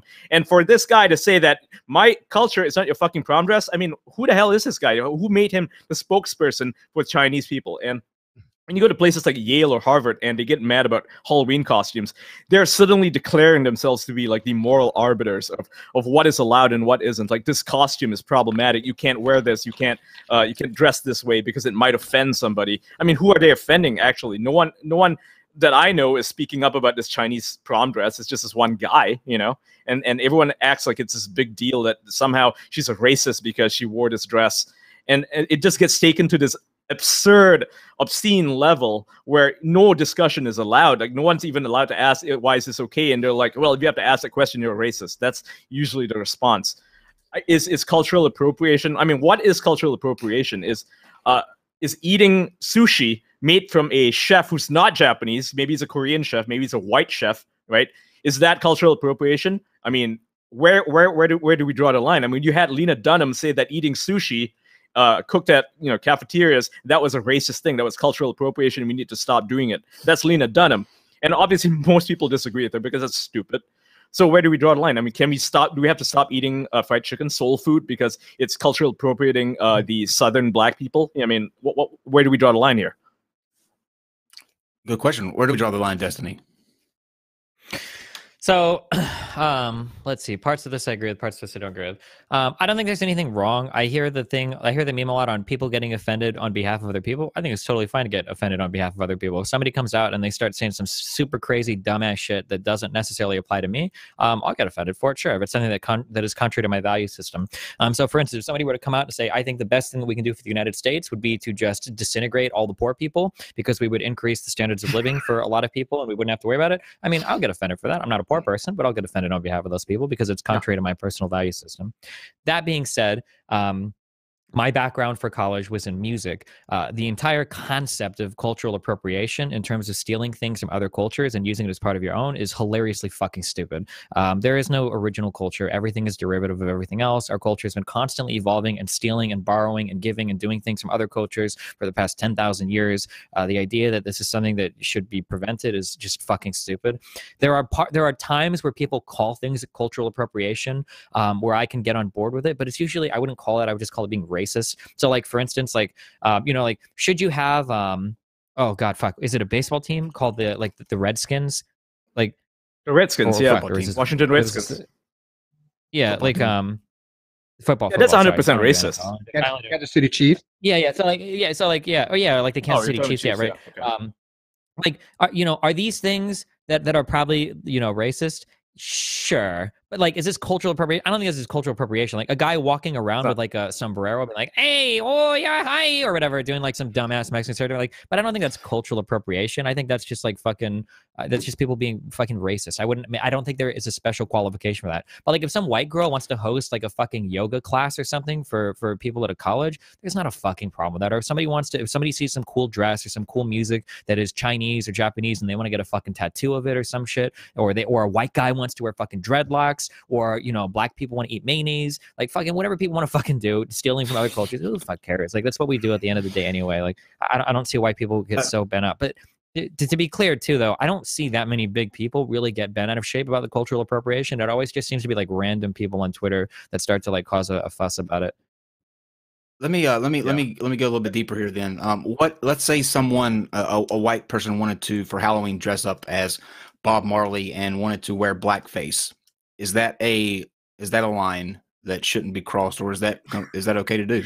I mean, he would look like an asshole for doing that, but I don't think he would be racist. Let's say maybe he's a fan of Bob Marley. Is he a racist? I mean, here's the thing: like, you can dress up as, say, a black guy can dress up as Elvis Presley, right?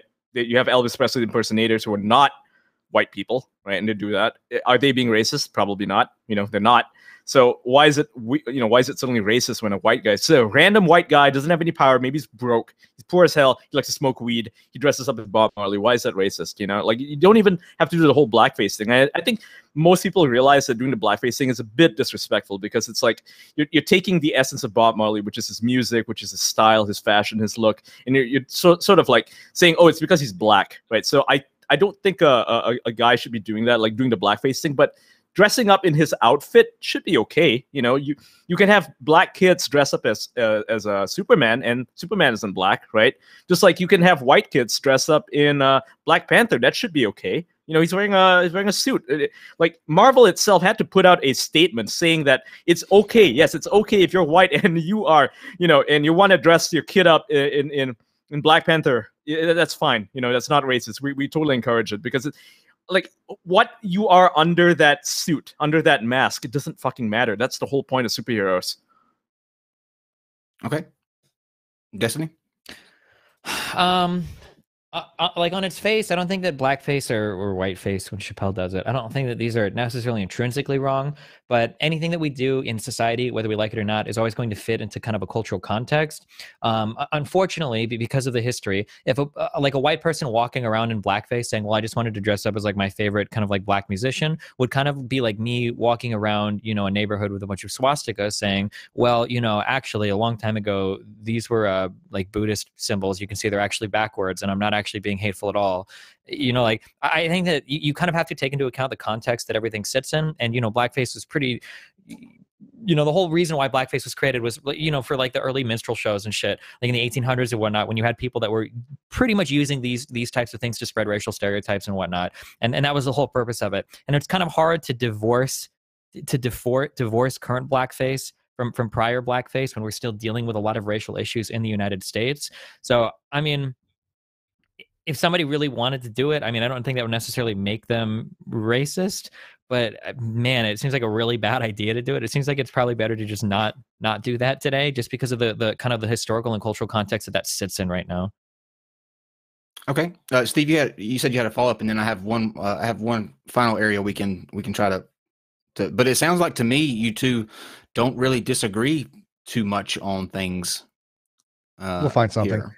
Yeah. But I think a lot of it is looked over as the intent when it comes to wanting to hurt somebody, to want to point out discrepancies between them, to want to point out that one group happens to be different in some kind of way than another. And that's when so people should take offense. Things like the redskin, that was not originally intended to be a divisive word. That actually was slang, and actually was the Sioux Indians that used that. One of them actually had said, "I am a redskin, but what I say is true." So it all depends on what you want to just tell to a person when you're saying some of these words. Same thing with dressing up. And I agree, dressing up like Bob Marley, if you're white, black, green, purple, who the hell matters? If you're paying homage to them, it's not disrespectful, it's not insulting, and it's certainly not something that we consider, generally speaking, to be offensive, right? I mean, if you're honoring somebody. So I think intent really has to be a huge portion of this. And I happen to say, even when you said something that really stood out to me about that, if you say something is offensive on behalf of another culture, that I agree with Destiny, people have a right to do that, but you have to take into account, would this normally be offensive to the people in that culture? Most people I know in certain cultures, they're not going to give a shit whether you dress up like in like a Hispanic or if Hawaiian. Most of them don't care. So that's when it's like, why are you taking offense to something on behalf of this culture? Yeah. If the vast majority of this culture couldn't give a shit either way. Because as Destiny pointed to out, clarify, we're all appropriating cultures. Welcome to the reality. Yeah, right. To clarify, I think it's okay. Okay. Sorry. I'll go first. I'll go first. All right. To clarify, I do think it's okay and it's perfectly normal to be offended on behalf of other people. So what I meant was to say that people who run out of things to complain about, they just want to look for new things to get offended by. And cultural appropriation is an easy thing to get offended by. You just see someone, white guy dreadlocks, oh, boom, you're offended. You got a moral crusade you can go on. So that's all I meant.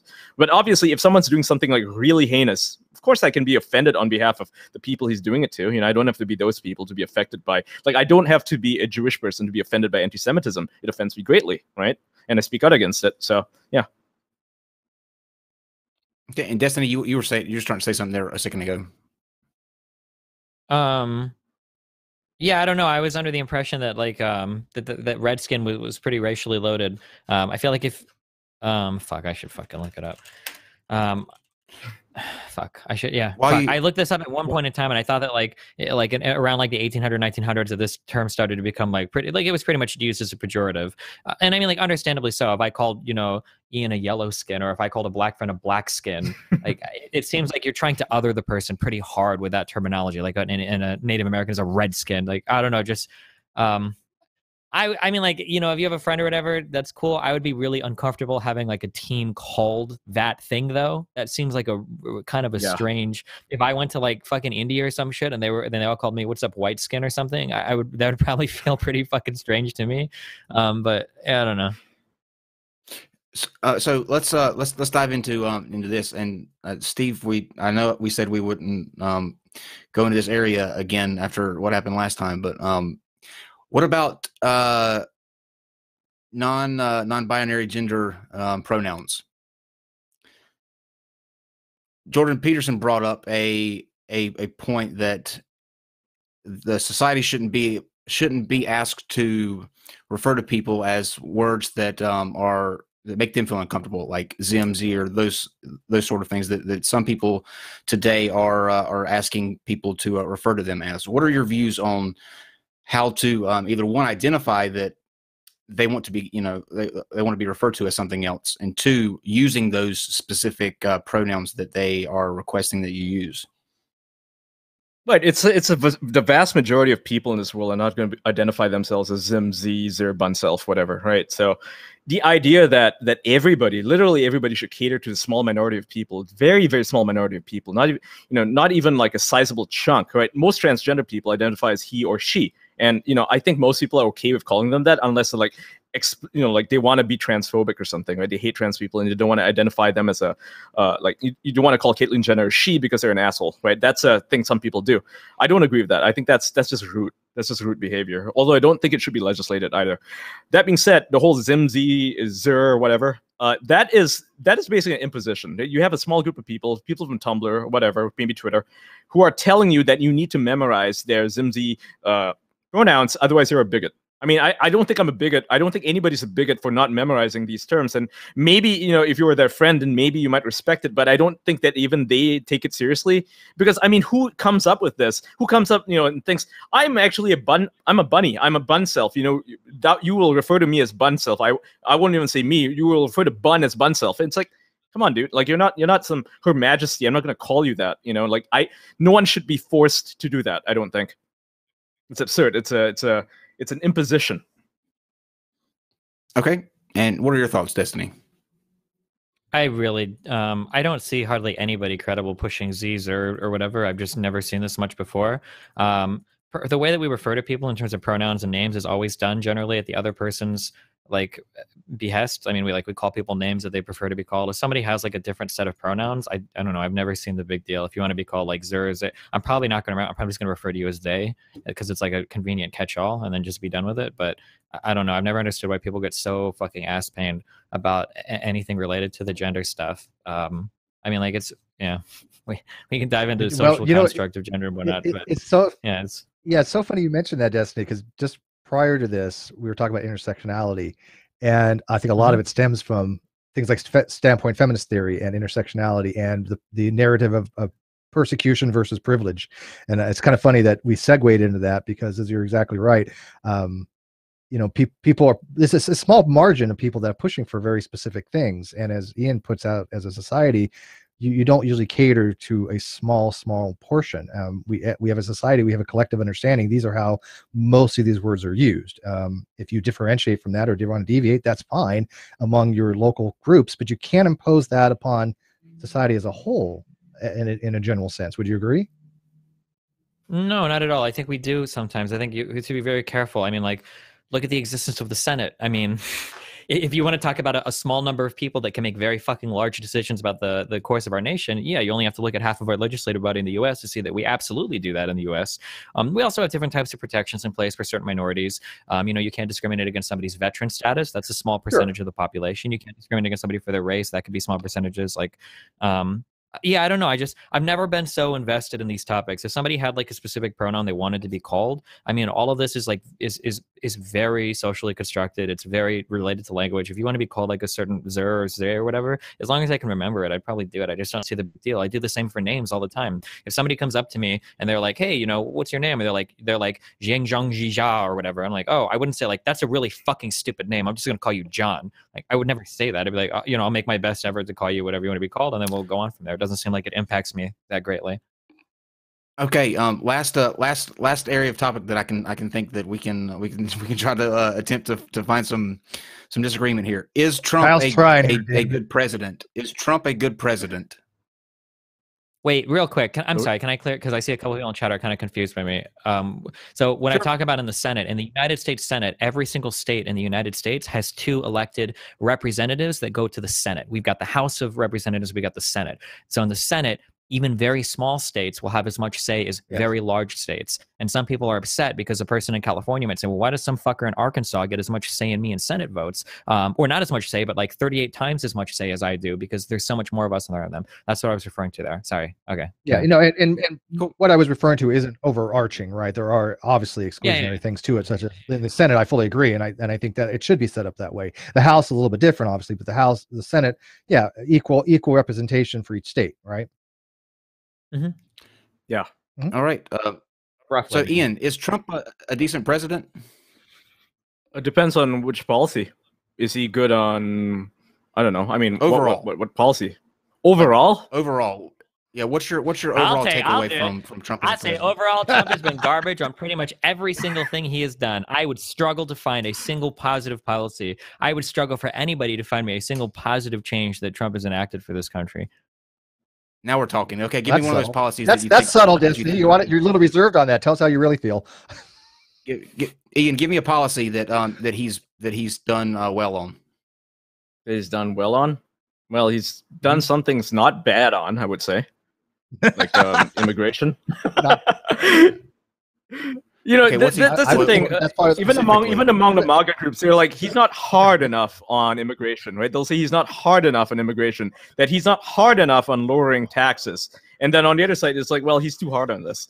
So, you know, it depends on who you ask. But for me personally, I mean, I'm not American, so I'm not like super invested in what Trump does. But I can see that he is creating a sort of like a nationalistic pride among at least a certain group of people. But it's causing division to everybody else because people feel like they're embarrassed by President Trump. So, you know, there's pros and cons. And I think you guys being Americans are better equipped to talk about it. And Destiny, maybe you can tell us what you hate exactly about President Trump. Like, can you name like one policy they did that is like really bad that maybe I won't even disagree with? Before you do that, tariffs are let me ask you. Oh, yeah. Sorry. Oh, wait, do this for 2 hours. Sorry, go ahead. I just want to ask one follow-up. Just a yes or no, Ian. Do you think that Trump is a better president than Hillary would have been? I don't know. I can't say. I mean, Hillary is one thing that she would have probably caused maybe a war in Syria, like actually a ground war, right? Because she's super hard on that before the election. She was super hard on that whole thing. So she might have actually started a proper war, and maybe that's a bad thing. But for everything else, I can't really say. I mean, she's not a bad leader. I mean, she knows what she's doing. She's a fucking veteran. You know, she's good at that. She's just bad at promoting herself because she's not very likable. That's the thing. So maybe her decisions wouldn't be very popular. But then again, neither is Trump. So I don't know. I honestly don't know. Yeah. All right, Destiny. What's give him something that he can agree with anywhere. Surprise me. Sure, we can bring up immigration. I think the immigration stuff has been a shit show for everybody involved. The whole banning of Muslims from 7 somewhat arbitrary countries. I don't know where that's standing right now. Didn't they rechange the countries, and is that still going through the Supreme Court now after the change? That whole shit show was caused. That caused a lot of fucking problems with people that were promised visas from certain countries that didn't get them as a result of intelligence work that they did for the United States as informants and whatnot. It caused obviously a great shit show amongst America and the rest of the world for people that thought that we were fucking up our immigration policy in the countries that we have relationships with. A lot of people thought it was hypocritical because we left countries like Saudi Arabia off the list, who, you know, that's where like 11 of the 9/11 bombers and shit came from. I mean, what else on immigration? The child detention centers, those were horrible for everybody. Even that played poorly even with Republican media. Trump was on news one day saying that was a Democrat policy that they couldn't do anything about. And the press was so bad, 2 days later, he rescinded that shit by executive action. Like, that's how bad that was. We just got a report 2 days ago, I think, that came out, the autopsy of that transgender lady that was fucking beat to death, or was rather beaten up multiple times and then left to shit and vomit herself to death in some cell for 3 days in one of the private detention centers referred to from ICE, from our Immigration and Customs Enforcement. We've got Trump being on record saying that kids that throw rocks or whatever at people over walls are going to get mowed down with AK-47, or with, I guess it's M14s we use. Like, fuck, like I don't even know where to go. Like, fucking our immigration shit has been a fucking disaster. Trump's rhetoric on this is fucking horrible. And there have been so many different issues that have come up in the United States. We still don't have any real comprehensive immigration reform. The best immigrants that we have, the people that were here under DACA, are being attacked and possibly getting ready to be thrown out by Trump, depending on where the the courts stand on DACA. I think that's currently being challenged right now. These are people that are tax-paying U.S. citizens that have been given tax ID numbers, that don't commit crimes, and that pay a fee every year or two to the United States to live here legally, and have already been educated by us. Like, I don't even know. Fuck. I mean, like, there's like, I don't understand how Trump has done anything positive for immigration to the United States. What do we do about the situation that's at the border now with the caravan that comes through Destiny? What's your ideas for how that should be handled?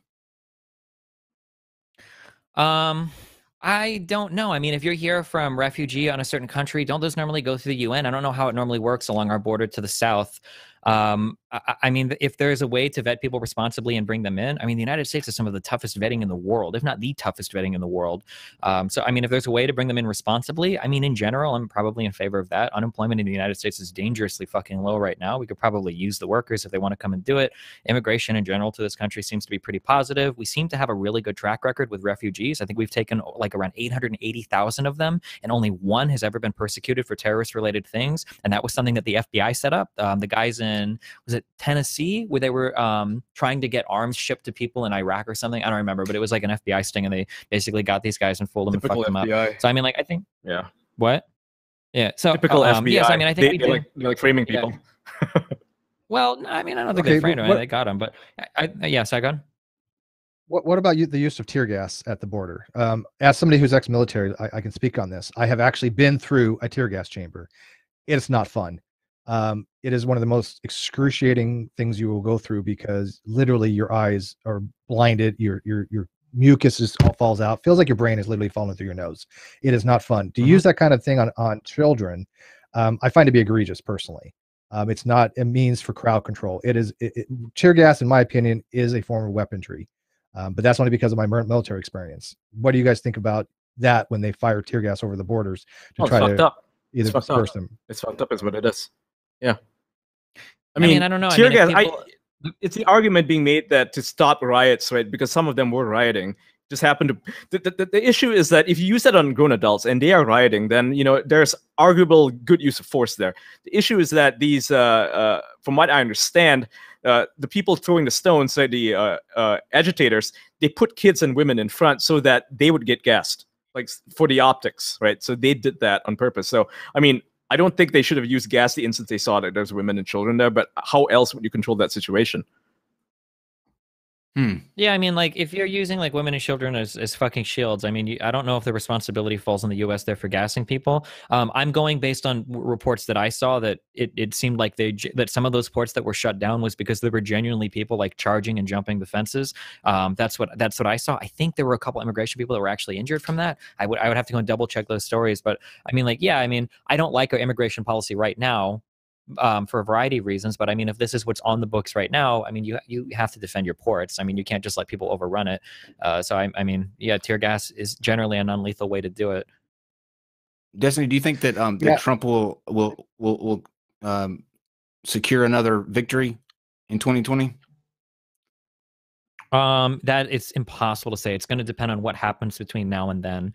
Like any type of like a big terrorist attack. I would say that fascism, or at the very least authoritarianism, largely thrives on fear. And I think Trump is pretty avowedly at least authoritarian, if not full on fascist. So I mean, like these types of fear mongering things amongst the people that really get people riled up and scared and afraid that their country is going to be destroyed or whatever, right? This plays into Trump's rhetoric pretty handily. So like a big terrorist attack, I think, would cause people to move more in that direction. So like something big like that could happen. Some big swing in the stock market could cause people to lose faith in Trump or gain a lot of faith in Trump. Although I don't know what the stock market doing well has to do with the average fucking American. I don't know. Like there's so many things. The problem is that there's just so many things that can happen that would cause a swing one way or the other. That the Democrats could put up some real fucking dumb person as their candidate. It's really fucking hard to say. That's my worry. Do we have anybody now that we could see as somebody that's a contender? Like that's the issue for me, is that there doesn't seem to be anybody that you can point to and say that's the clear person that we want leading the the Democratic Party. I think if you ask a lot of people, and this is something I'm inclined to agree with, Joe Biden could be a good contender. Oh yeah, well I agree with that. Yeah, I agree with that. Yeah, I agree with that as well, actually. But the DNC has he's down to earth, right?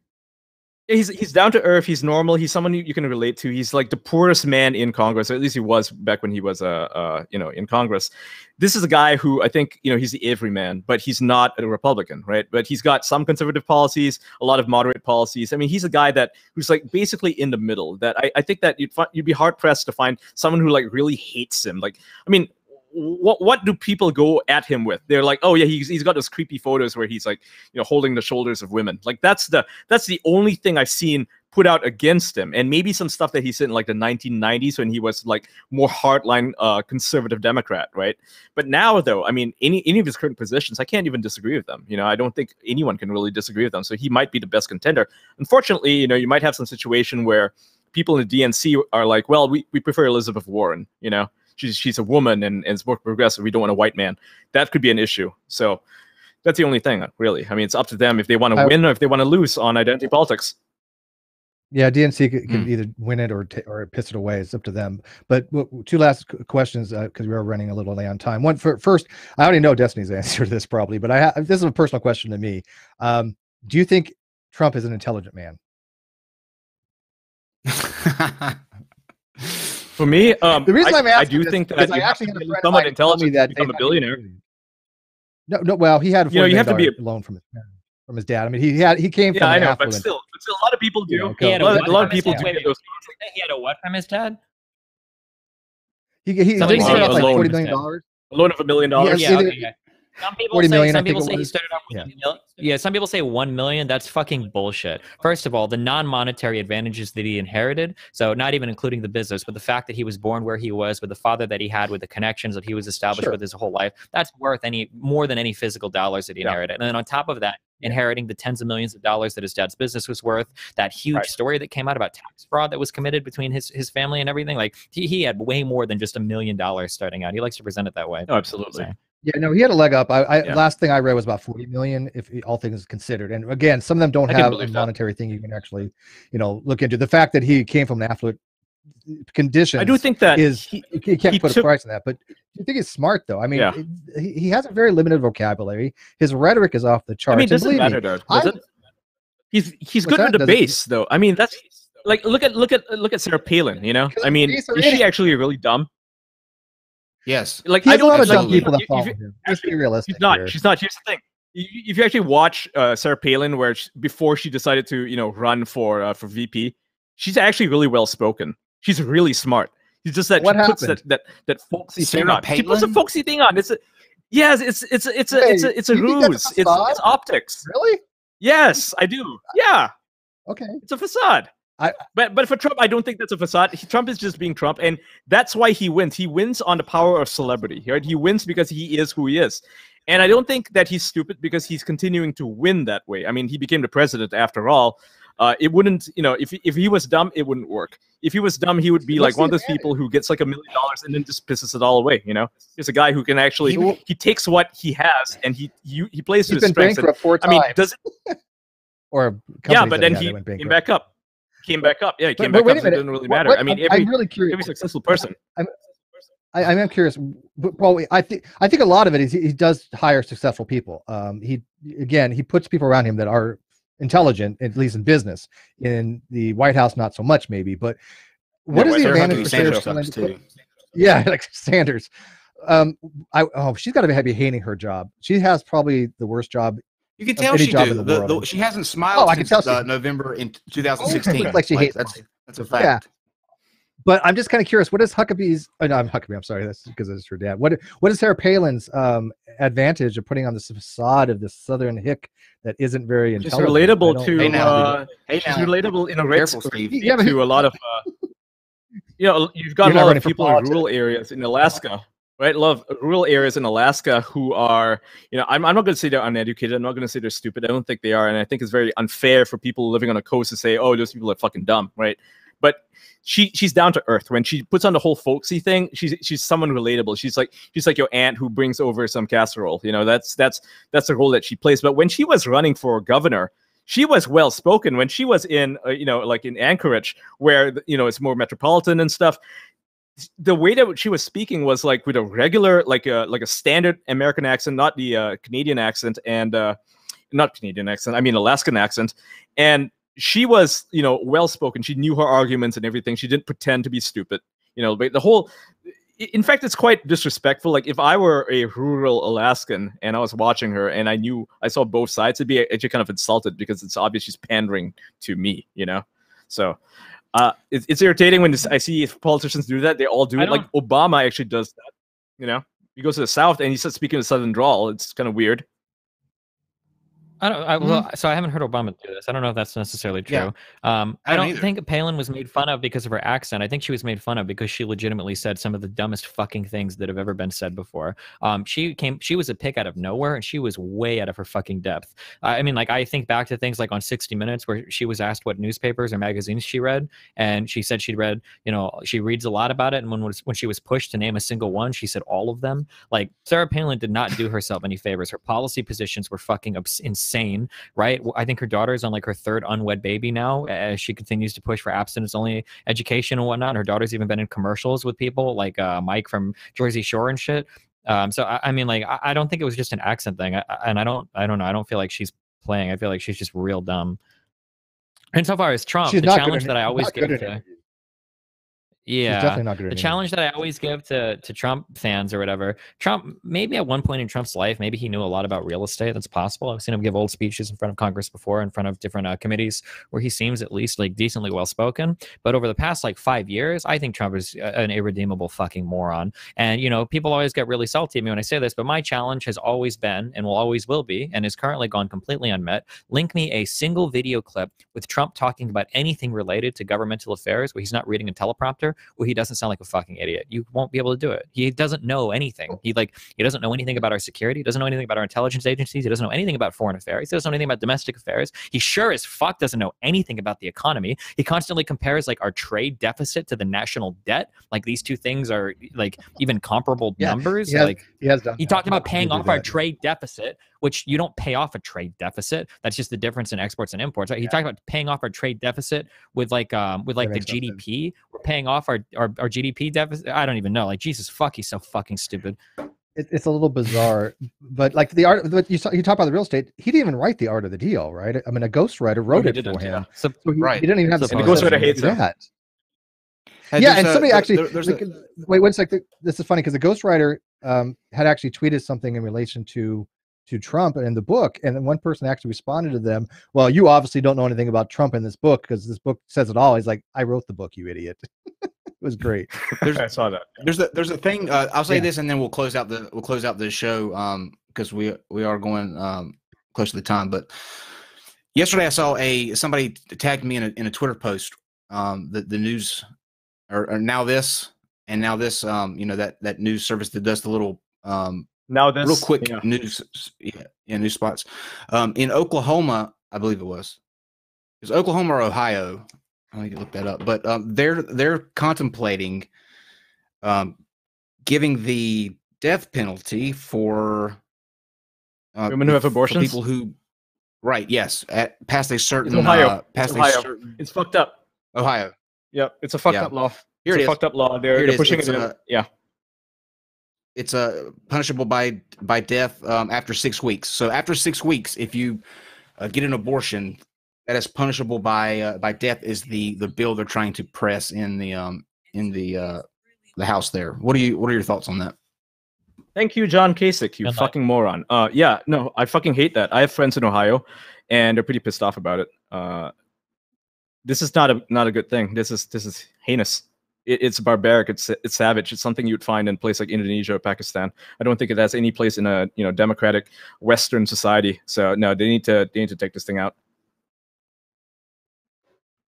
Feel the same way, Destiny?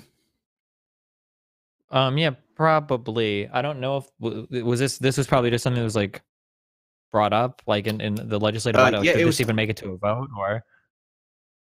It was it's being brought up now. They're doing the the back and forth on it. I'll send you the link to it. The now this. Oh, they're just trying Google to bring now up this this bill because they want. Yeah, I'm reading it. They're trying to bring this bill up because they want to revisit. They're trying to get this pushed to the Supreme Court. This is hopefully their fodder for it to get Roe v. Wade overturned. Is what it sounds like. What a horse, yeah. That's ridiculous. Yeah, so HB 565 clearly flies in the face of the interpretations of the U.S. Constitution set up by the landmark 1973 U.S. Supreme Court decision Roe v. Wade, which guarantees access to abortion up until a fetus survival outside the womb. In the, as of now, unlikely case that HB 565 was passed into law, it would almost certainly be set up for a legal battle that would go to the U.S. Supreme Court. Yeah. That's something that many boosters of the bill and similar legislation would actually. Yeah, pretty much, yeah. Shiesty. Yeah, because they know it's I just absurd, it's believe- extreme, right? I mean, it's so ridiculous. Death penalty for women who get abortions. I mean, that could be applied to women who have miscarriages, women who have medical abortions, medically induced abortions, because they might die if they have the baby. You know, like there's so many reasons why you can't have this fucking law. So it's absurd, but yeah, it's gonna go, get a Supreme Court challenge. That's what they want to do with it, so they can shoot down Roe v. Wade. It's disgusting. It's a ploy. Right. I agree. Okay. Yep, I see that as well. Well, I think we covered everything. I believe that pretty much once you and Ian are not so far off. We compared to last time. We bring people together. Steve, Yeah. Yeah, that's right. Thanks, Steve. Yeah. Yeah, no problem. You want to roll with super chats, Yeah. Steve? Yeah, let's get them out of the way here. Okay, 0132 for 666. Never follow this channel, new viewers. This was a dumpster simmer, but there have been some dumpster infernos on this channel. This is true. Never follow. That is true. Zero. This was a simmer. This wasn't a full-on dumpster fire, but that's okay. Vibrantly, $2. Hashtag never follow. Thank you, Vibrantly. Brainiary, 50 crones. Kind of liked this discussion. Topic is moving all over the place, but it's good. Yeah, there's so many different paths that these things can go down. This was really good. But as Destiny pointed out, one thing that somebody has said, 5 paths could be going down. It's a complex topic, to say the least. Shigwire, 200 crones. Or I think it's crones. Steve makes the perfect point. Thank you. I would add this. There are some studies suggesting that, quote, take offense triggers some release of excitement, hormones and neurotransmitters, thus making it potentially addictive. So people get offended because they are somehow like the high of it. And I think there's something to be said to that as well. I think I've seen people, they purposely go out of the way to be offended because they like the endorphins or neurotransmitters or whatever rush they're getting out of it. It means something to them. I don't take offense. Same thing with flat earthers. The only thing that offends me is when you start talking about like the troops, right? I do defend the troops. I think that if you were one of those people out there saying things against, the people that have defended their, given their lives to defend this country, I will take personal offense to that. Now, if you want to say people shouldn't join the military or you're against what the military does, that's the whole different ballgame. But be against the people that join for putting their lives on the line, I do take offense to that. But other than that, a few other things except for misrepresentations of people's positions. Matthew Littlejohn, $5. Name one fascist policy that Trump has implemented. I think that's probably to you, Destiny.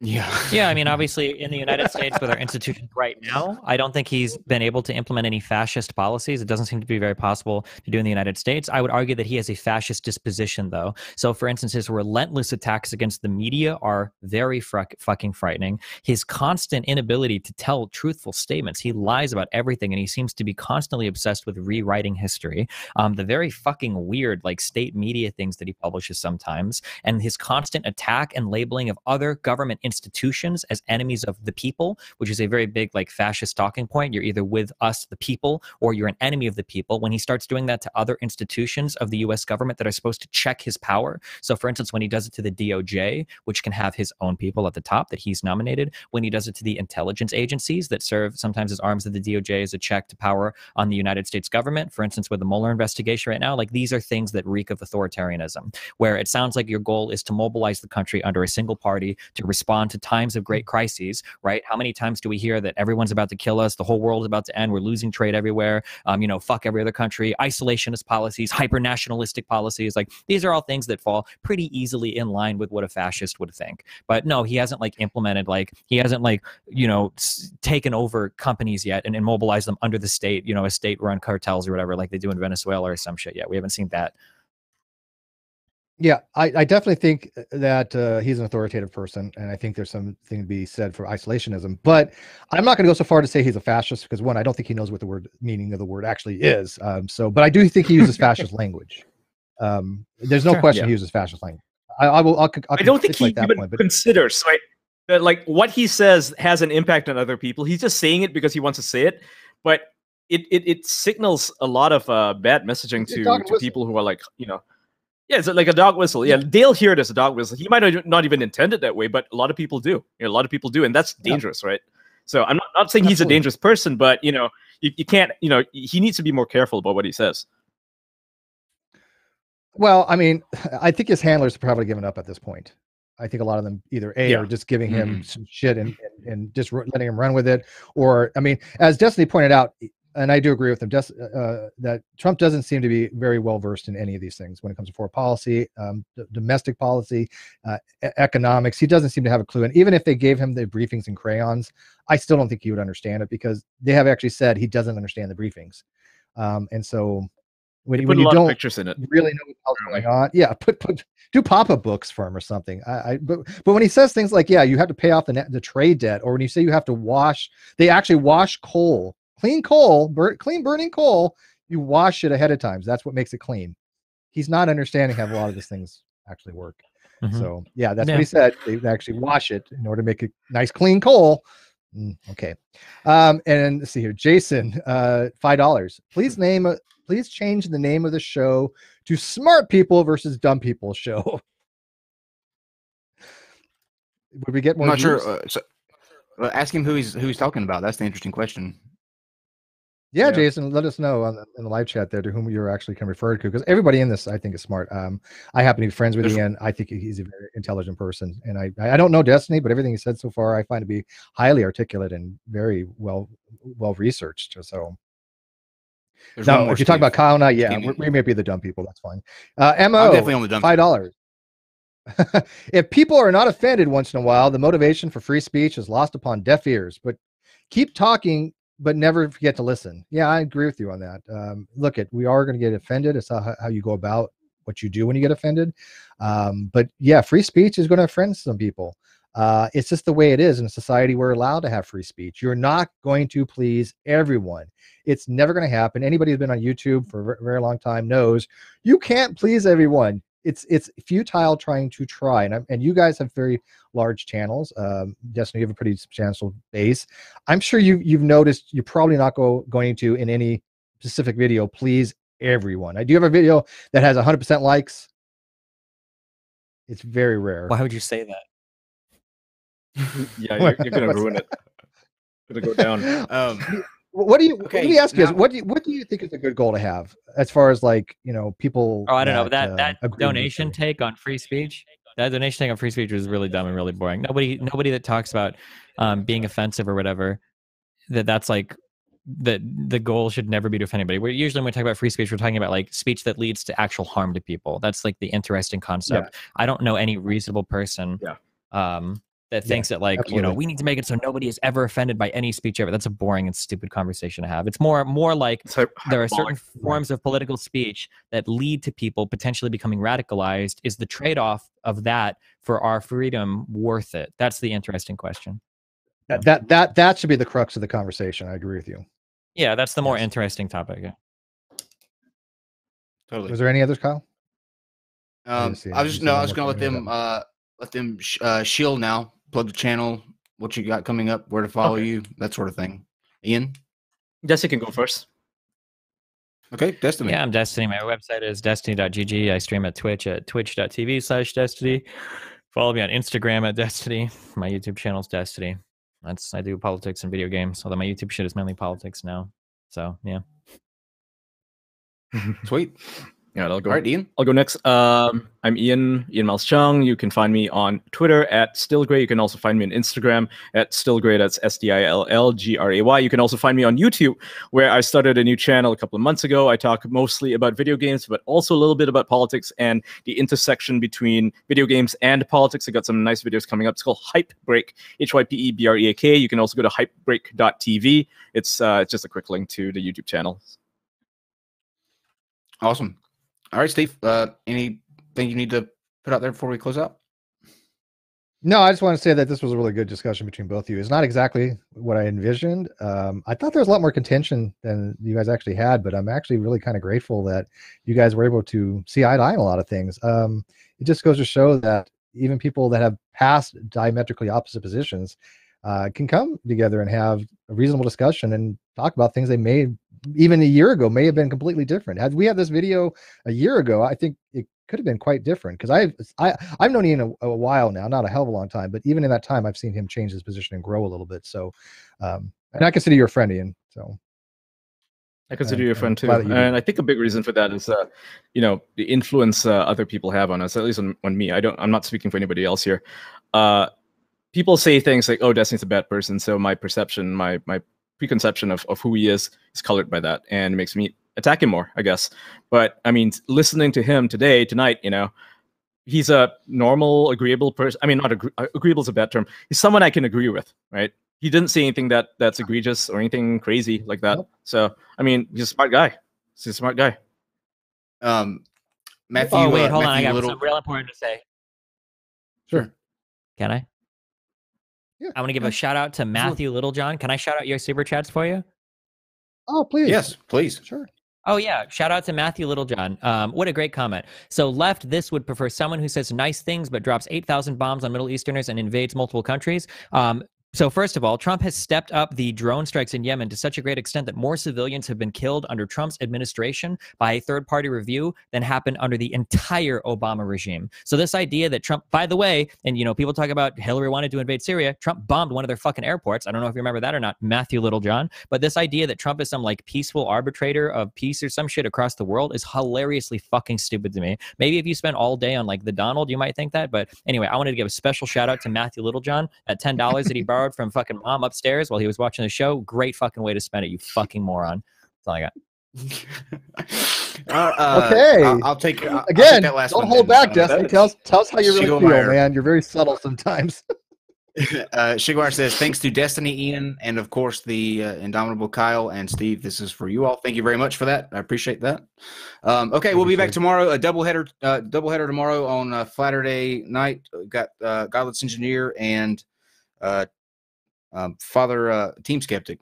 Used to be Father Skeptic. Team Skeptic. And then two new guys from the FE culture are stepping up to see if they can't convince us that the world is not a sphere. So we'll see how that goes tomorrow at 8 o'clock. Catch you then.